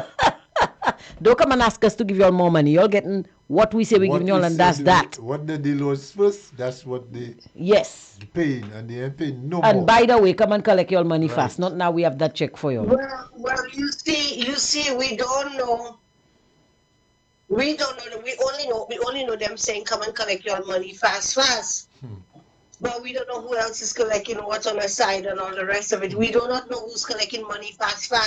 They collect. You come and collect And the your letter, money. and the letter even said, and we're paraphrasing, Okay. caller. The letter even said, by the way, don't just call us and tell us do that road. Give us a list of roads you'll want us to do. Could you believe it? So these people are responsible for the infrastructure in our country. We are not responsible for the infrastructure in our country. No, that was And for you the want to tell me you infrastructure have option, vision caller. on this? That was for the infrastructure option. Now, as far as we know, these contracts have been cancelled. But what the question we're not asking is, since those contracts are cancelled, Where's the money? amen. Which contract? Where is the money The that was CIP going to be contract. used to do the infrastructure and whatnot that is not happening anymore? Where's the money? If the developer is not using the money to develop crap, not one thing on island, that money is supposed to return to St. Lucia. That's what. Where is, I will never stop asking for the CIP money. They're going to hear my mouth every week, every month, every year. As long as I live, I'm going to keep asking for the CIP money until there be a commission of inquiry, not with anybody from the Caribbean, outside of the Caribbean, to look into these guys and to prosecute these guys for money if they have used our money that belongs to the state for their own personal and private use. I will never stop. I am telling you, I will never stop. I will never stop. I will continue. My voice will be continued to be heard about these things because we on the ground must understand the magnitude of what we may call, and I say may call, ball that has happened in St. Lucia. That's what you call ball. Volley? They wanted to whose name is the closest to volley? Don't say it. It's almost right. Everybody put your thinking cap on. Whose name is closest to volley? The Lele. The one, someone who refuses to answer the questions and tell us exactly what deals they're cutting and how they're cutting deals and who are the beneficiaries and who's making the money out of those deals. So we need to tell this government, for every development that did not happen, that they sold passports for, etc., that money must come to St. Lucia. Because the developer cannot keep monies for work that they did not do. Well, Kola, I want to support you Let there, me you give know. somebody. I want to Sorry? support. I want to support you there, but I No, think I hope Hilaire Zelevs, his friends, and himself, and Philip JP, and them, I hope they're listening to this. I'm pretty sure they are. You guys. You see yet another prime minister resigned in England, in the UK. We need to give these fellas pressure until they step down one by one. Step down. We need to give them pressure until they leave our House of Parliament, that is supposed to be an honorable house, that they have changed to a dishonorable house because of what comes out of their mouths when they are in there. I cannot wait to hear what the culprit has to say in that house because he could not answer the questions today. We have to be on these fellas' heels. We have to tell these fellas, we employ you, you don't employ us. You work for us, we don't work for you. We are your bosses, you are our subjects. That's what we put you on there for, to work, to do what we need to do in the best interest of us, not in the best interest of a handful of tight pants fellas or whatever you call them. Men in tights. Men in tights. And men in tights, that saying is going to stick, you know.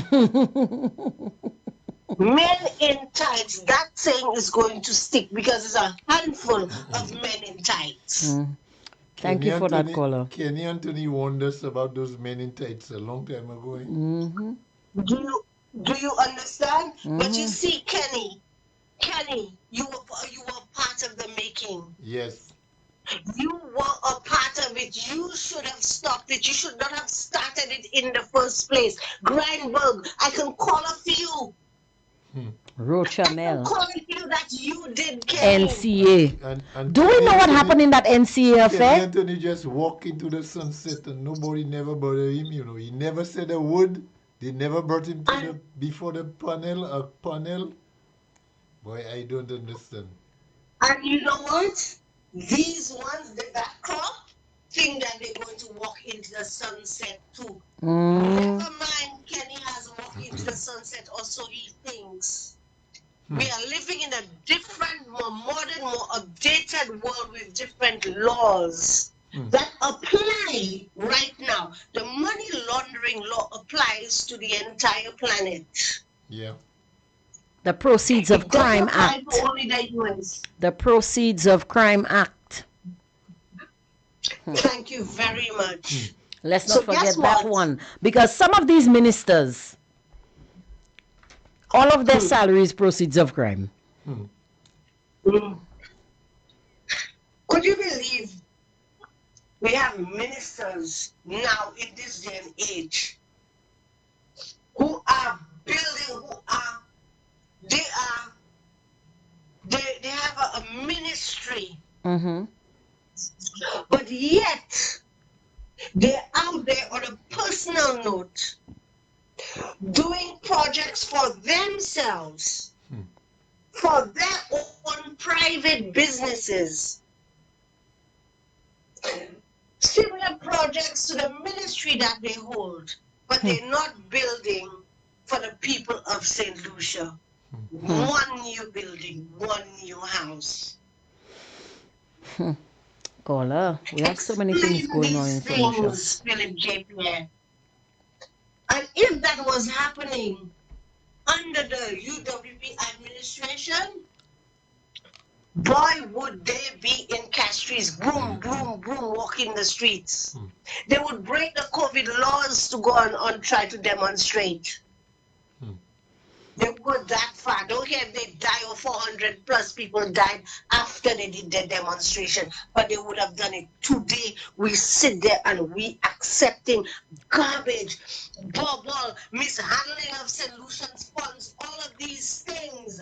No transparency, no accountability at all from a handful of men. The men in tights. St. Lucian, wake up. In fact, St. Lucian, stand up. St. Lucian, stand up and watch your bread. Thank you, y'all. Thank you so much. Thank you, Kola. Now, you see, Foster, would you agree with me that we have some ministers in St. Lucia? Their salaries proceeds of crime. Let me tell you why I'd say that. If you are hired by a company to do a job, Foster, and you're not doing the job, you're not showing up for work, you're not doing anything to do with the job, but you're still collecting the salary, is that not fraud? Yeah. Is fraud not a crime? That's, as a matter of fact, if you're not working and your employer is paying you, another pretext that you working, that's you actually stealing money from your employer. That's stealing by reason of employment. So why is Alpha Baptist still a minister? Why is he not in jail? The Prime Minister said the man has not gotten his bearings yet. What he said? Alpha will speak when he's still waiting for things still in a state of flux. What is Sean Edwards doing? He's supposed to be the Minister of Infrastructure. How much structure has he inferred? Boy, I don't know. Let me tell you, Angie. Boy, I regret I did not go and do law when my father told me I should have been a lawyer. I'm not even clear on the designations of the certain ministers and their office and so on. I don't listen to those guys. Those guys, let me tell you, that government is but I sent you I saw the clips. I know our time is going. Yeah. I just sent you something. I see something is happening in Vieux Fort. Angie, I sent you a clip there. We'll play it in a little while. It's something that reference to it looked like a robbery or something. Um, Foster, hold on. I would hate it to be One more, something like one that. more person that I want to ask about. Yeah. The Minister of Agriculture, because we don't have a Minister of Agriculture. We have a Minister of Agriculture. I saw a flyer. The Minister of Agriculture is asking that people put on their green shoes and follow her walking around the city. For what reason? Green shoes. Yeah. For Public Service Week, she say. So why green? I guess because the trees are green. She want to camouflage her feet against the snakes, man. I don't know.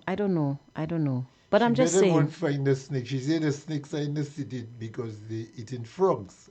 Rats, sorry. But that's what the minister said. Eh? The snakes move from the forest and they go in places where they have high concentration of rats. So I guess Mashi has too many rats. I know the CDC has a lot of rats, giant ones. And Mashi Road, Grass Street. What about Bois de Wash? Because we saw rats there. We saw a snake there. And Moshi. Yeah. What about there? We have rats there too? I wish I was a lawyer. I would take these people to court every week. But caller, somebody says, I believe that Hila is corrupt by using the same no evidence needed formula SLP supporters used to believe that Shastney was corrupt. Another one says, caller, we have double problems, trying to put some truth in Labour's heads and some UWPs who don't know what they are about. Another person says, here, my lady, vengeance belongs to the Lord, and when the time is right, God must reveal everything. Another says, I love the tenacity and commitment of people like Alison and Cleo. They are fearless. Another person says, good night, Mr. Chico. You look the part. You look the part of a leader. You're always orderly with a remarkable deportment. I truly believe that we will see you in the house, upper or lower, someday. Foster, don't go there. They have shocking wire. They might have snakes there. But very nice call, and very thank you for that. Somebody says next side, we can't see anyone resigning in St. Lucia as we witness happening in the UK. Over there, the people have a voice. The people apply pressure. The people make a mess of these ministers. Not here in St. Lucia, not here. Our people are mendicants, so they fear losing out on a handout. Jesus. Yeah. You know, these things are truthful, but they hit me in the chest when I hear them. I know it's the truth, but that when they say the truth hurts, they know what they're talking about. Somebody says, caller, some people don't know their rights. That's why they are afraid to talk, making ministers disrespect them. Chico, your mic is, you need to come closer to the mic. The people are not hearing you. Oh, okay. Yeah. Somebody says, snakes use frogs to make their venom, and there is a big... I'm not reading the rest of that question. I'm not reading. You guys trying to get me in trouble here. Behave. Somebody says here, blessed night to everyone. Some people are so imbecile, they're being manipulated by trained stoicism. I think they wanted, I don't know what word the person is trying to use, but let's say trained ministers, because I don't know the other word. But we have some clips that that Foster wants to play. I have to make the distinction because sometimes Foster doesn't want to get me in trouble too. So here comes the first one. Now we get to the other guy. I have written very little about Ernest Hiller. Very, very little. But Ernest Hiller is the guy right now that we should order special magnifying glasses to look at him. Because the nation must take another look at Ernest Hiller. Must and demand special accountability of Ernest Hiller more than any other minister. Why do I say that? Because every scandal that is in this damn country involving money or involving accountability, in the middle of it is Ernest Hiller. Well, I don't know why they always put those loud songs. loud songs in those clips. But that is so true. We need special magnifying glass to take a look at these individuals. Somebody says, Angie and Chico, look out for the snakes that may climb the steps. Oh, don't worry, we don't need to look out for the snakes because Foster is here, and I have every confidence that Foster will protect me from all snakes. Angie, somehow you always want to walk my shadow. Eh? When you look for me, I'll be long gone. No, let me tell you something. I am coming with a pair of handcuffs and attaching myself to you. Think you going to leave me out there unprotected?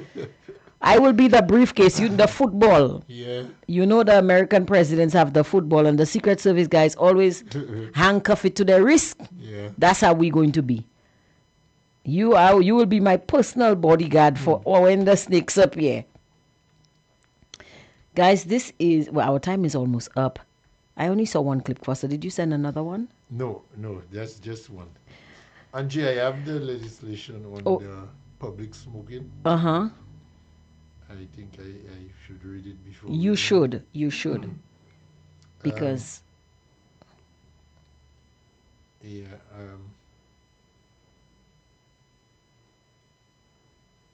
under the revised laws of St. Lucia, 2023, restriction on smoking cannabis in a public place, 27A. A person shall not smoke any part of the plant genus cannabis in a public place. B, being the owner, occupier, or concerned with the management of premises in a public place, knowingly permit anyone to smoke cannabis or cannabis resin. And a person, number 2, a person who contravenes section 1 commits an offense and is liable on summary conviction to a fine of not exceeding $1,500. Thank you. So, public smoking, according to the revised laws of St. Lucia there of 2023, is and that's on the Drug Prevention of Misuse Act. That came after the cannabis 30 grams. But let me tell you, very little emphasis was ever placed on that. And to date, I don't know, but I have not heard of any person charged for public smoking. Angie, you see it every day. The guys are walking with the marijuana in their mouth every day. Now, note that says smoking cannabis. Listen. So if you smoke Foster, let me tell you something. Foster. Yes. You know, I saw a zombie fall asleep, sleeping. With his marijuana? With his marijuana in his mouth, and it fall on his chest. Very interesting. That says smoking cannabis in a public place. I thought it was smoking in general. Oh, they're not going to legalize smoking cigarettes in public. They're not going to. But I think they made that law. That law does not say. They made it specific because they legalized marijuana. I guess that's an amendment. Yeah, that's amended to the drug prevention. But if you amend a law, if you add on to a law, that don't mean the original law doesn't exist. You just have added more things to it. Angie, I can take a gamble with you that there are not many cases of public smoking. Because the police don't have vehicles to cross the road. Worry fellas smoking marijuana again. The police don't have vehicles to cross the road. They have to call a vehicle to come. They cannot cross the road. So Angie, our caller asked us to list to remind the people the number of projects that are ongoing that the government have not given any clear update on or explanation for. And that's this new government. So we can talk about the GPH deal. Isla Resorts. Isla. The Bannon's land. That is still hanging in the air. Yeah. The minister said the land, some of the land is still on the ground. I don't know NLA. where it was before, if it was hanging over the almond trees. At, so NLA. parcel 51 is still underground, but half was sold to Renault's daughter. So the rest of the land he hung it, and he sold it to Renault's daughter, and the rest is hanging somewhere Tapio in the trees. Probably. Yeah. Most likely. We'll look for it So the on. BMAX Rockall project. No, we know about that. Not a word. No, not we a know word, about not it. a We know word. about it. We know about the BMAX Rockall project. We know about it. We You know. it's on some state. We know that the Prime Minister doesn't know. Yeah. That's what we know. But if we know, how come he don't know? Yeah. Okay. How come he doesn't know? Beausejour loan, the $80 million. Yes. What was the lottery loan? NLA. NLA? Mm-hmm. The works done at the Beausejour Stadium, Darren Summit Stadium. Painting. What's new at what infrastructural difference does the parking lot? Hold on. I know the answer to that question. Yeah. I know the answer to that question. You see my hand is up. I know the answer to that question. It didn't have Darren Sammy name in White Stones before No, they got the loan. Yeah, it just had. It just had Beausejour. Beausejour. Now it has Darren Sammy Yes, Cricket and a Stadium. billboard Yes. at the northern side. Yes. Although So $80 million. to put Darren Sammy name in White And men in Stones. tights are walking tighter now. I like that one. The men in tights. Those guys' bulges are more More prominent now. now. Yes. Because their tights are tighter. They're men in tight tights. Let's not forget that. So My goodness. we now have, the Rodney Bay Road and the Itiya Vomit. Yes. What is going on with the Rodney Bay Road? What is going on with the Shock and Talvan housing projects? Talvan. What that's is the going name I was on? trying to get. Yeah. What is going on with Have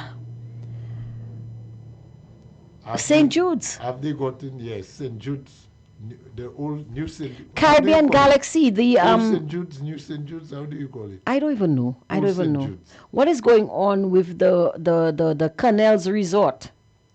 Oh, Lord. Didn't the minister say by this Next time, quarter. This quarter? this quarter, we would get something? Boy. He said first quarter of 2026. Millennium Highway. Why we can't get the highway yet? It didn't take Millennium us. Highway, yes. Listen. Sir John could have used spoons. We would have get that highway by now. Oh, yeah. All right? Come on, guys. Sir John was already an old man. Y'all young and vibrant. Y'all have tights. Do something. How about the West Coast project? What's the update on it? Well, Angie? I don't know. Huh?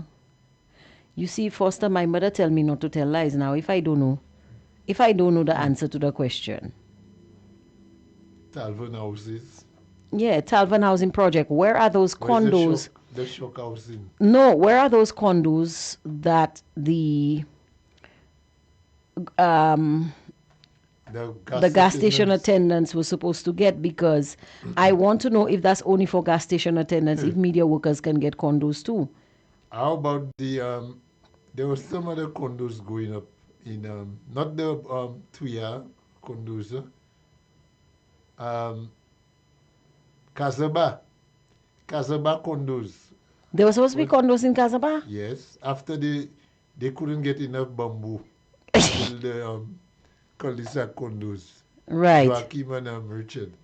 So they But decided speaking of Joachim, they'll get some wrong wood. right. What about They'll the juvenile detention center that they said they were going to turn George Charles into to replace the boys training center? What about that? Where is that project? Boy, let me tell you. the any halls of justice. Well, we see the Hall of Justice going up. Let me tell you, We see it going up. is that a box, Angie? No, that's a So cube. a box is only That's a cube. A cube. Yeah, that's a cube. Yes. It's only when UWP build it, it's a box. When they doing it, it's a cube. Okay, it's not a box. It's a cube. What about what other project have they promised us? Let's see. There are so many. There are so many. The back road, what's his name? The Lawitwet road. Is that complete? Are the poles still off the center of the road? It's not Larry. back That's not the Lawitwet Road. What's the name of that road? That That's the is bypass from, no. Foster, you don't know your roads, Foster. that's not Lawitwet. No. That's the Viesikwe Norbe Road. Viesikwe. Where's Lawitwet?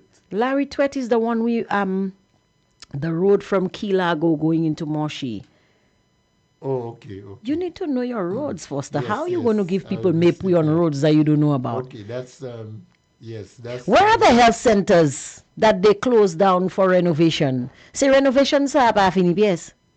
Where is the Castries Health Center? Oh, we got a polyclinic. Oh, what's about the penis infestation?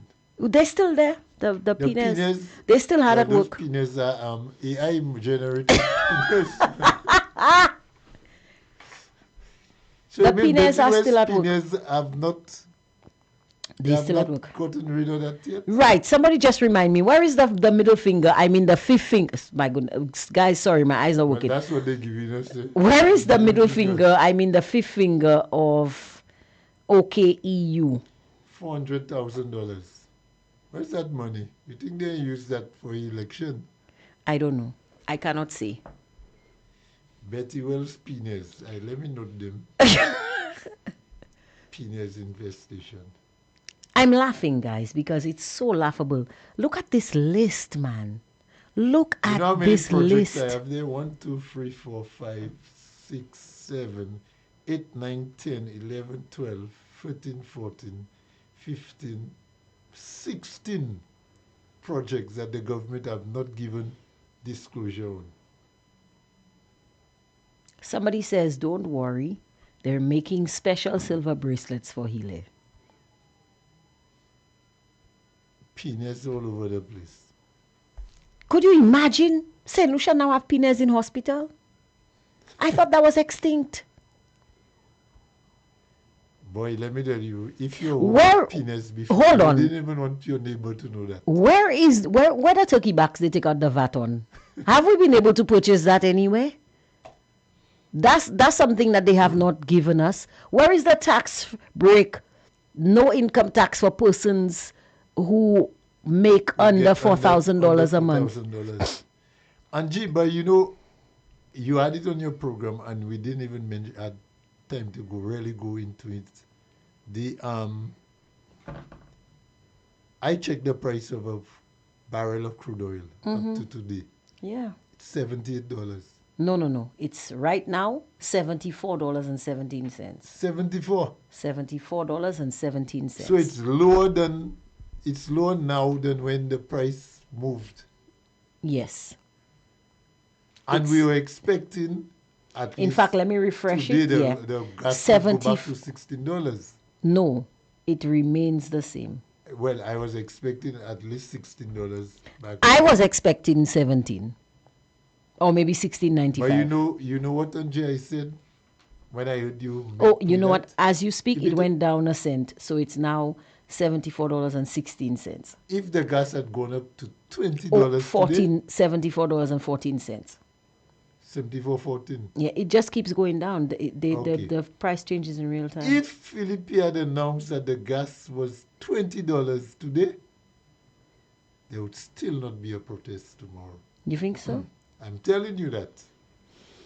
Well, he would tell them the Strait of Not Hormuz, from the Crooked not of from Hormuz. us, not from the bus operators, not from the truckers, not from anybody. By the way, I heard those jokers, those clowns on NBC. They made reference to us, meaning myself and UWP people, doing a protest at the time at Jamari's Corner. Let me tell you, we decided to protest when the gas was brought up to $16. And within 5 minutes of getting gas resist, and Jamari Corner there is not gas resist. So we did that deliberately. Within 5 minutes of reaching there, we had the desired outcome, because certain persons felt that we were targeting them, we were victimizing them by coming by the station to protest. It was about 3 or 4 of us. We just decided to do that because the impression we were creating, it doesn't matter the number of persons protesting. It's just the cause. Yeah. So those two fools, those two morons on NBC, those guys know nothing about protest action. One man will protest, and it's not the number, it's the cause, and he's just protesting at the right time to get the desired impact, Angie. And I recall our chairman, Mr. Jordan, was just sitting on a chair with his placard. The guy brought a chair and he was just sitting there with his placard right on the highway. So there was enough traction. So those fools who are just singing for their supper on NBC will not understand that, because those guys don't have the intellect for that. I think intellect to them is a foreign word. They might wonder if it's French. Anyway, somebody says you think so? He likes to go to arrangements when he's sick, LOL. Somebody says, Angie, eventually this government will undertake all the projects started and the projects designed by the UWP simply in an attempt to keep their minions fooled and in the hopes of being the superhero of the day, just to retain their seat at election time. Mind you, because of their incompetence, the projects will definitely be done without common sense.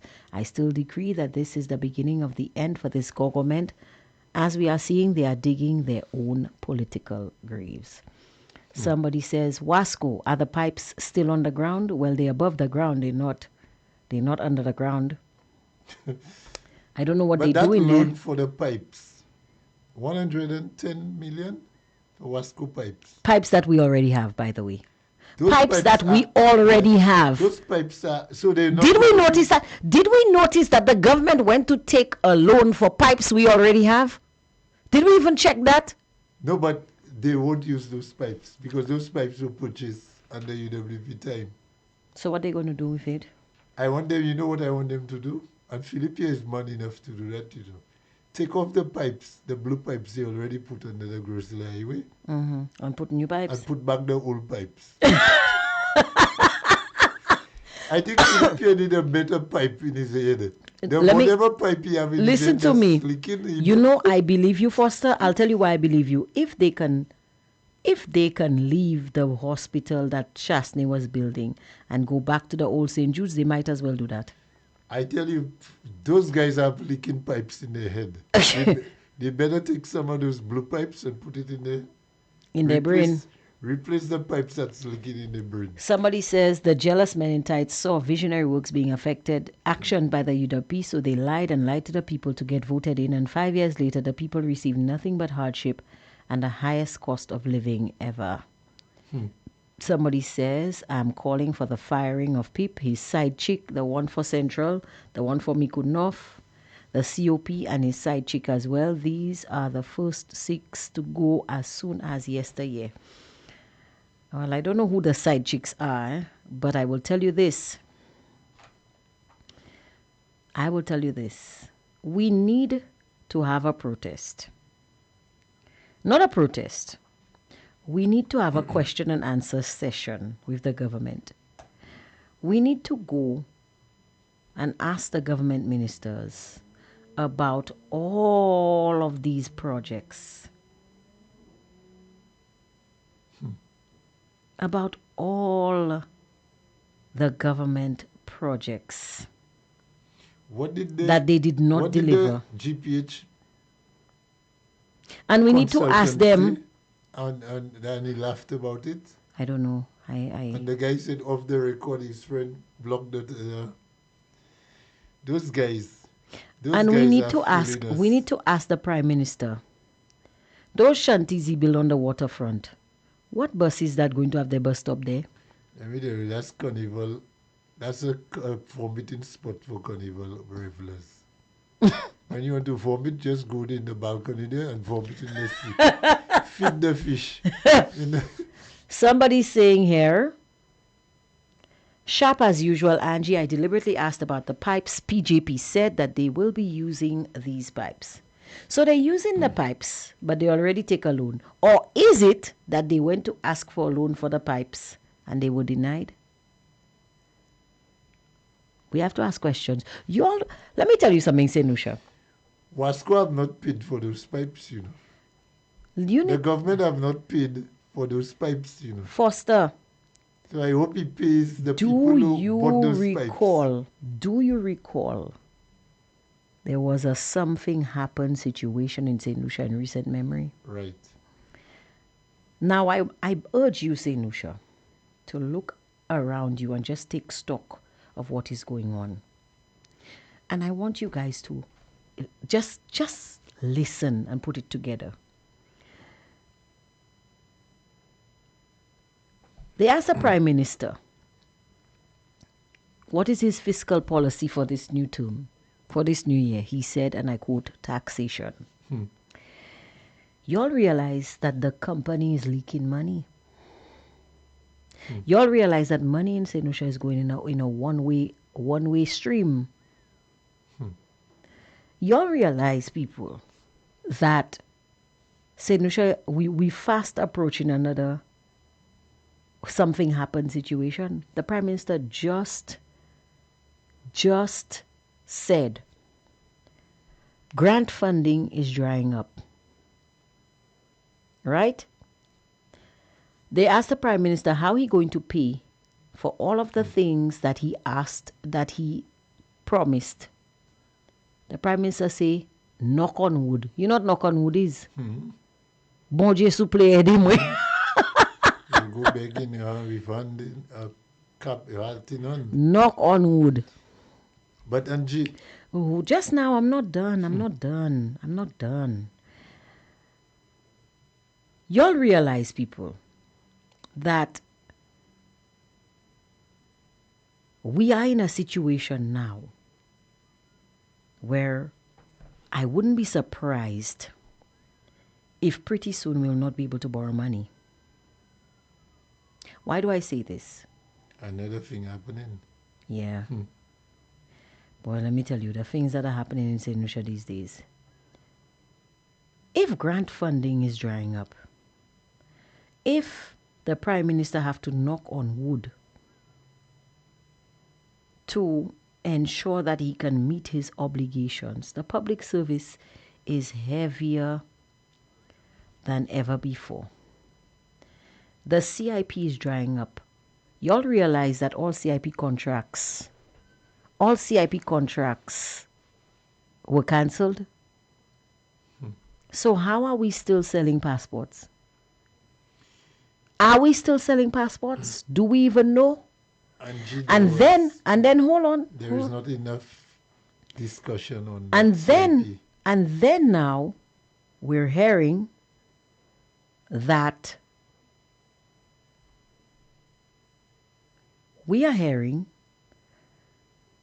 our passport is becoming less and less viable. So you think the people who are buying CIP passports are still buying our passports?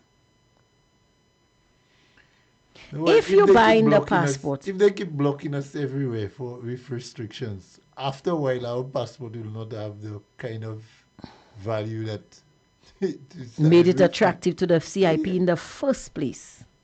And I don't think it's after a while, Foster, because when you look at it... It's already there. It's already there. So that's why I say we are fast approaching another something happen situation. Now, the Prime Minister say he gave Wasco $1 million to pay their back pay. But I know from good authority that Wasco workers have given up. In fact, I overheard a conversation between two Wasco employees, and one said, Gasa ko lahan back pay, a Prime Minister di habay lahan. And the other one say, lahan back pay? Sakay pase loin jolu. Lapan pièce lahan back pay. So pa ped ton en lesa. When are the rates coming into effect? January, this month. Some are coming in this month, the rest are coming in January. Oh, Lord. But they're saying they're not raising, it's a certain amount of thing that they're raising. Usage of certain number. Yeah. So if you're using That's less... more for commercial. Yeah, it's more for commercial and whatever. Because they know people would go and mash up Wasco. But guys, we are fast approaching another something happened situation. How are we selling passports when our passport is almost useless? Because we don't have visa-free access to no place. The only place St. Lucians now have visa-free access is in the region. And you can get any... We're not special. Angie, we're not serious, you know. So y'all realize money is drying up. And you can tell by the state of the country. Yes, you can tell. The guy's just giving away $15 million and they have not even explained a year. 15 million EC dollars a year. Mm-hmm. They have not even explained it. That's and why money's drying up. Monies are drying up. That's why the Prime Minister knocking on wood. Because let me tell you, I can read these people so well. I bet you $1 million that I do not have. First, I telling you before I make the bet, I don't have the money. I bet you $1 million that these people started talking because these deals are conceptualized. You know, that's not things that take 1 day or 2 days to happen. Your people have to meet with their people, and you'll have to do lunch, and you know, they have so many other things that has to be done. But I can promise you that I believe, and I can say without any fear or favor, that when these people went and started debating this deal or putting it into effect, they thought they would still have CIP funds. They thought they would still have money to burn. And right now it's almost as if you went and make a bad deal, and you made a deal based on certain expectations, and those expectations are not coming through. But to save face, you've already made the commitments, so you have to stick with it. You don't have a choice. And you're knocking on wood, hoping against hope that something will happen to bail you out. This is my take on what's going on there. Angie, I believe that Philippe Pierre's administration will do whatever it takes. Philippe Pierre said whenever the money touches the bank, He taking it. It can be the money leprechaun that bring money for him in a suitcase. You think he'll take it? Let me tell you. Philippe Pierre will meet an elf walking up Marshall Road with a suitcase of money on his head. He will spend that money. Now somebody's asking a very, very, very good question.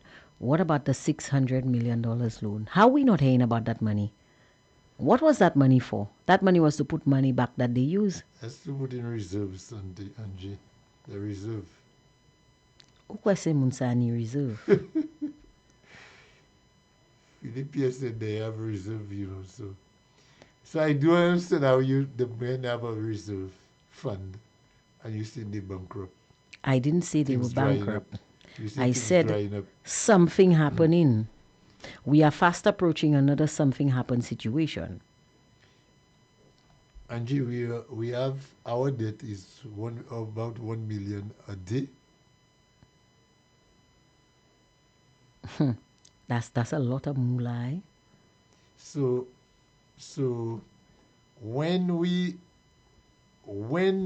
ministers are cutting those deals, Sanjay, when the ministers are cutting deals, and the next thing you will hear, they cannot disclose the amount of money because they have clauses, and when those deals go, unless everything is dotted and signed, you cannot, make certain disclosures and so on. And then we have to ask for permission to say the amount. Although the amount is, I heard you, it was very easy for you to just Google and get the amount. So what different will Ernest Sile come to say tomorrow? I don't know. Maybe he'll say Google lied. That's AI. Google using AI, so they lying. So if the people... Because he said the numbers are very different. The numbers, I hear all kinds of numbers, and the numbers are very different. What they're saying is far from the truth. Well, I don't know why Arsenal would put out information that is not correct. Probably the numbers are good, but it's whether total, who's collecting the certain things, who's collecting the figures. Then again, this is the Jufali minister. But Angie, we should not be surprised, Angie. If we sell in our passport, we allow a man to tell us, the same man told us that the passports is sold on our behalf. The money is not ours. The money does not belong to ours, it's the developer's money. And that developer tell them, listen, you see, you all are getting no more money than what we promised you all for the passports in the initial agreement. The guys are here and they're dictating to our government that they're not giving them more money,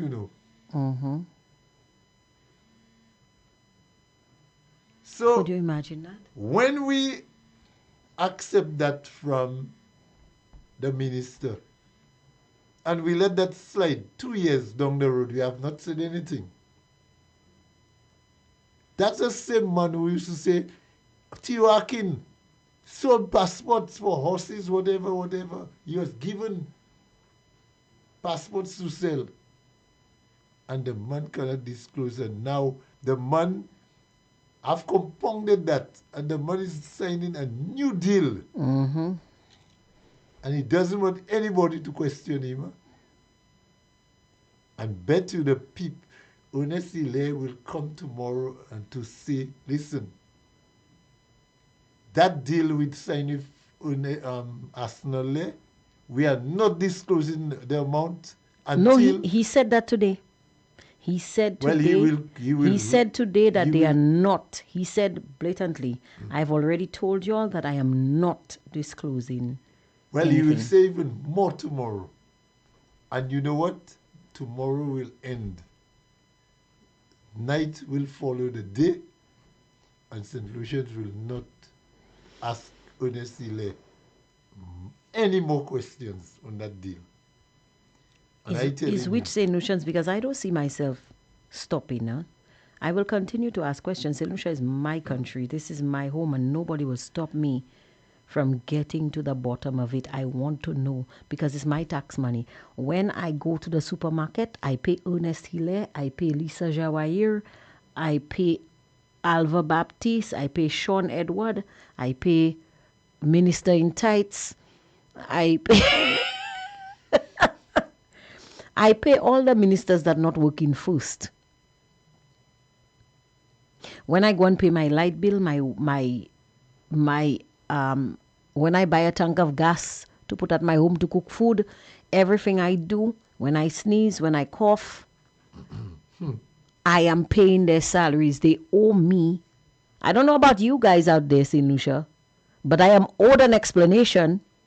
So I don't know about you. Y'all maybe y'all not working hard for your money, but y'all know I have from morning until night, burning the midnight oil.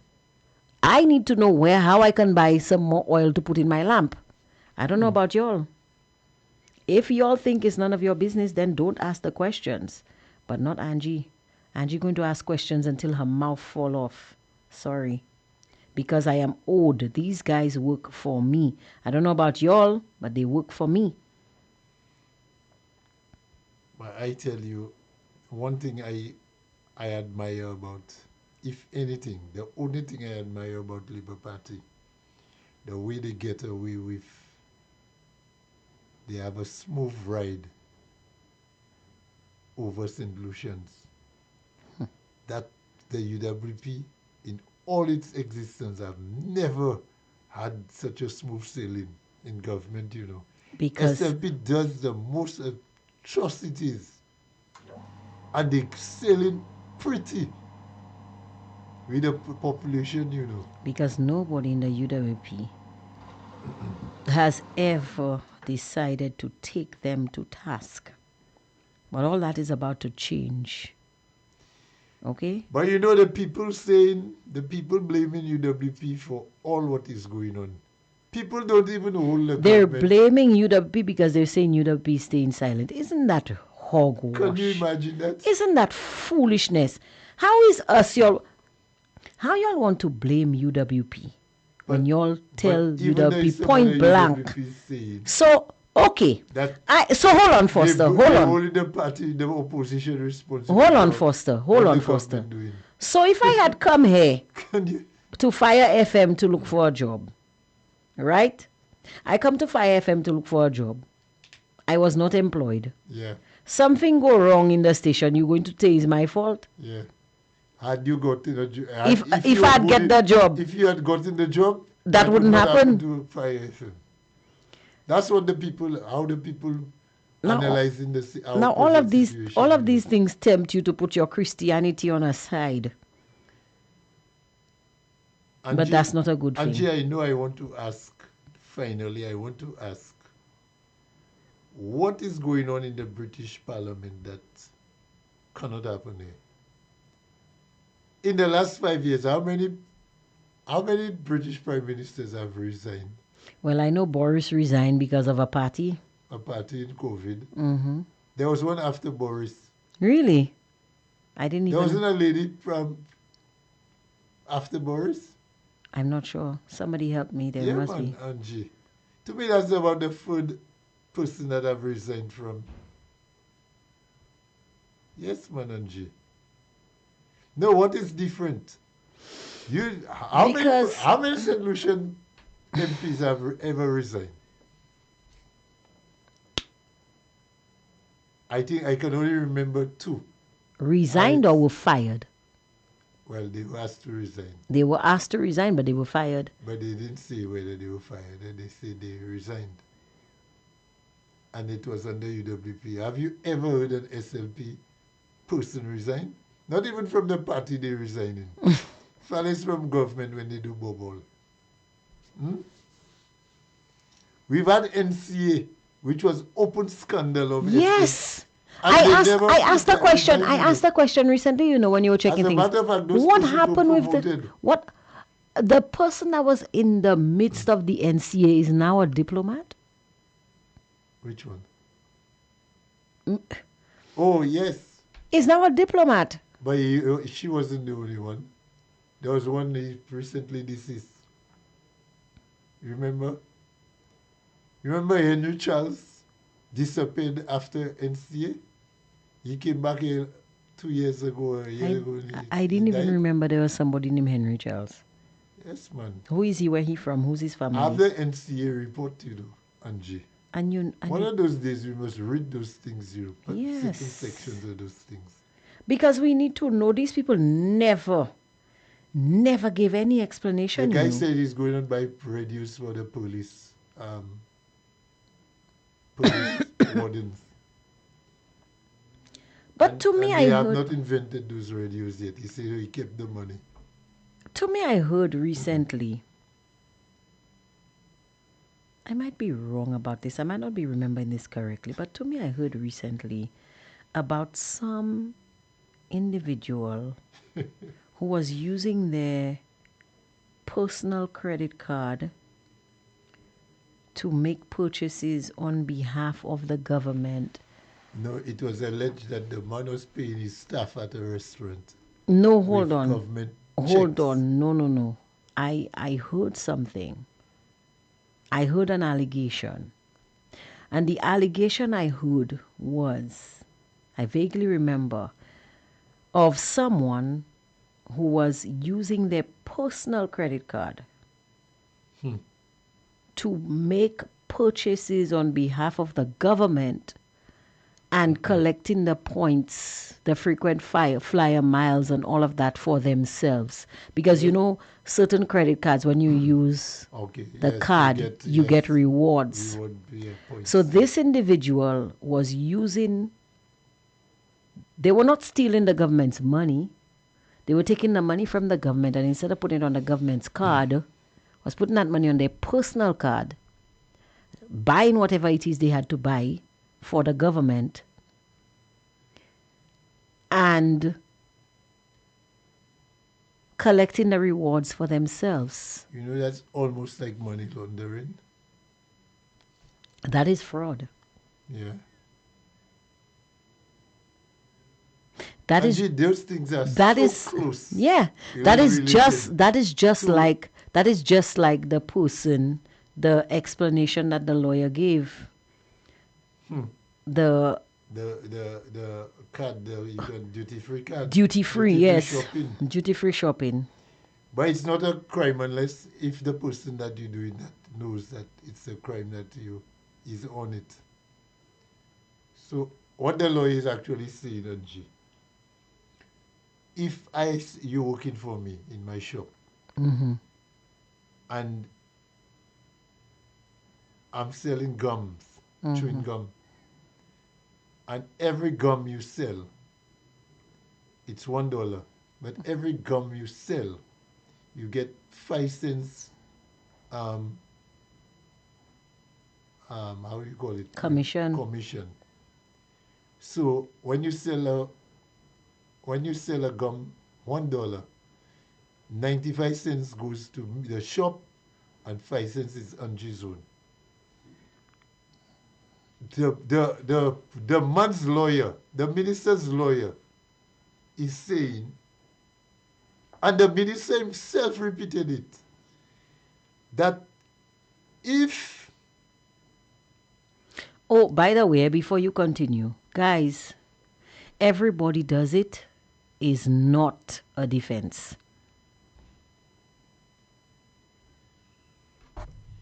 Yeah, so go ahead. so okay, so the minister himself reported it, He repeated it. Angie. So if I know I have 5 cents commission on each gum, you know that you have 5 cents commission on each gum. If I come to the shop with 95 cents, you can give me the gum for 95 cents and forfeit your 5 cents commission. You know that's stealing from the shop, because you don't, your commission, you get it after the sales are, everything is tabulated. So let us say you sell 10 gums for the day, Angie. As far as I know, I should have $10 in my cash register. All right? You cannot have 50 cents short because you gave 10 persons your 5 cents ahead of the tabulation of the cost.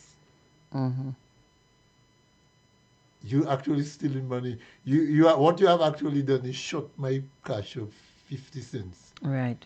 I must see the $10 and then give you your 50 cents, Right. which is your commission. You cannot pass on your commission on my good to your friend. That's what the lawyer is actually justifying, that the minister can do. And that was in reference to selling of passports. No. Yes. When he was talking about the No, that was a different time. That was a different occasion. The minister, remember I said the minister said that. The minister said that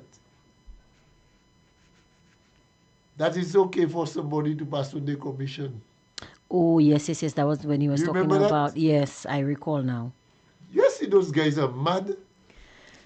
Those guys can only be saying that to an illiterate population, you know. You see, they And in that case, it was $50,000 or so per passport, you know. they forget that you can fool some of the people some of the time, but you're not going to be able to fool all of the people all of the time. And on that note, Foster, our time is up. Yeah, So, I think we should just yeah. play the Facebook. Right. Okay. So let's just read the Facebook comments because we have a lot of them. Somebody's saying here.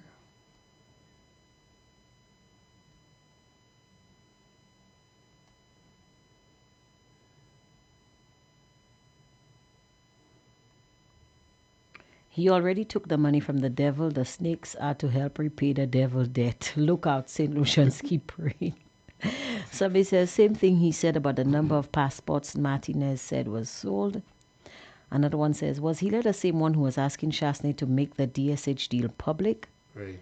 So why Pip did not put Hiller to do what Henry was doing, taking care of the church? What was it called?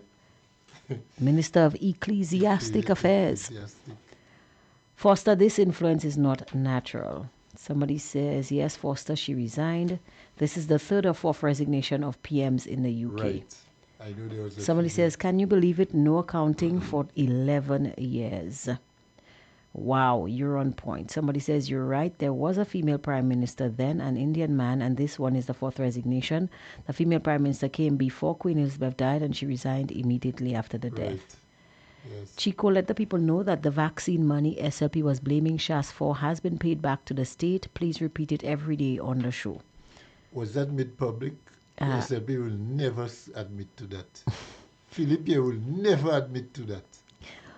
Because that's what they recently, last week at a press conference, it's not the full amount that's been paid. Half has been paid. The person now is saying that the rest has been paid. But even though they give Philippe more money than was owed, you still not see it. That's true. Yes, the Hilia was indeed shouting at the top of his lungs. Somebody says, the SLPs will still ask Chasney for the money. Guys, thank you so much for joining us here on Hard Talk. Thank you for helping us remember all of the projects that we were promised but we never got. Thank you for keeping the fire burning because, guys, we are the opposition. Every one of us. Whether we are SLPs, whether we are UWPs, whether we are patriots, or whether we wear blue, green, white, orange, red, St. Lucia is our home. And don't forget, it is the only place. Yeah, that's what I was saying. Somebody says, do you remember Thaddeus Antoine compared the Rover to duty-free purchases done by someone using another person's flight ticket? Can you believe it? Guys, we need to continue these conversations. And don't think they're not listening, you know. They are. They're listening. They are listening. They are listening. They're listening because they need to feel the pulse of the people. And they are listening. So the only reason why there are not more hacks on here because they know I block them. Oh, good night to Festus. Yes, good night, Festus. How are you? I heard you'll give Festus some rough treatment. Boy, let me tell you. I felt sorry for Festus, eh? I don't even think I blocked Festus. I think I left Festus on because he gets so much licks. Yeah. We still feeling sorry for him. In fact, they've renamed every foolish person who comes on the live is now named Festus. Yeah. Yes. So don't be a Festus when you come on Fire FM because you're going to get it. But guys, thank you so much for joining us. Thank you for keeping the conversation going, as I was saying. And let's keep the pressure on. This is our country and we demand a fair day's work for a fair day's pay from our ministers in the cabinet. Over to you, Foster. Well, it was nice being here, and those of you still on the road, be safe. It's raining, so just get home safely until we meet again. Bye. Bye bye. Back to the music, guys. Let's see what's going on here.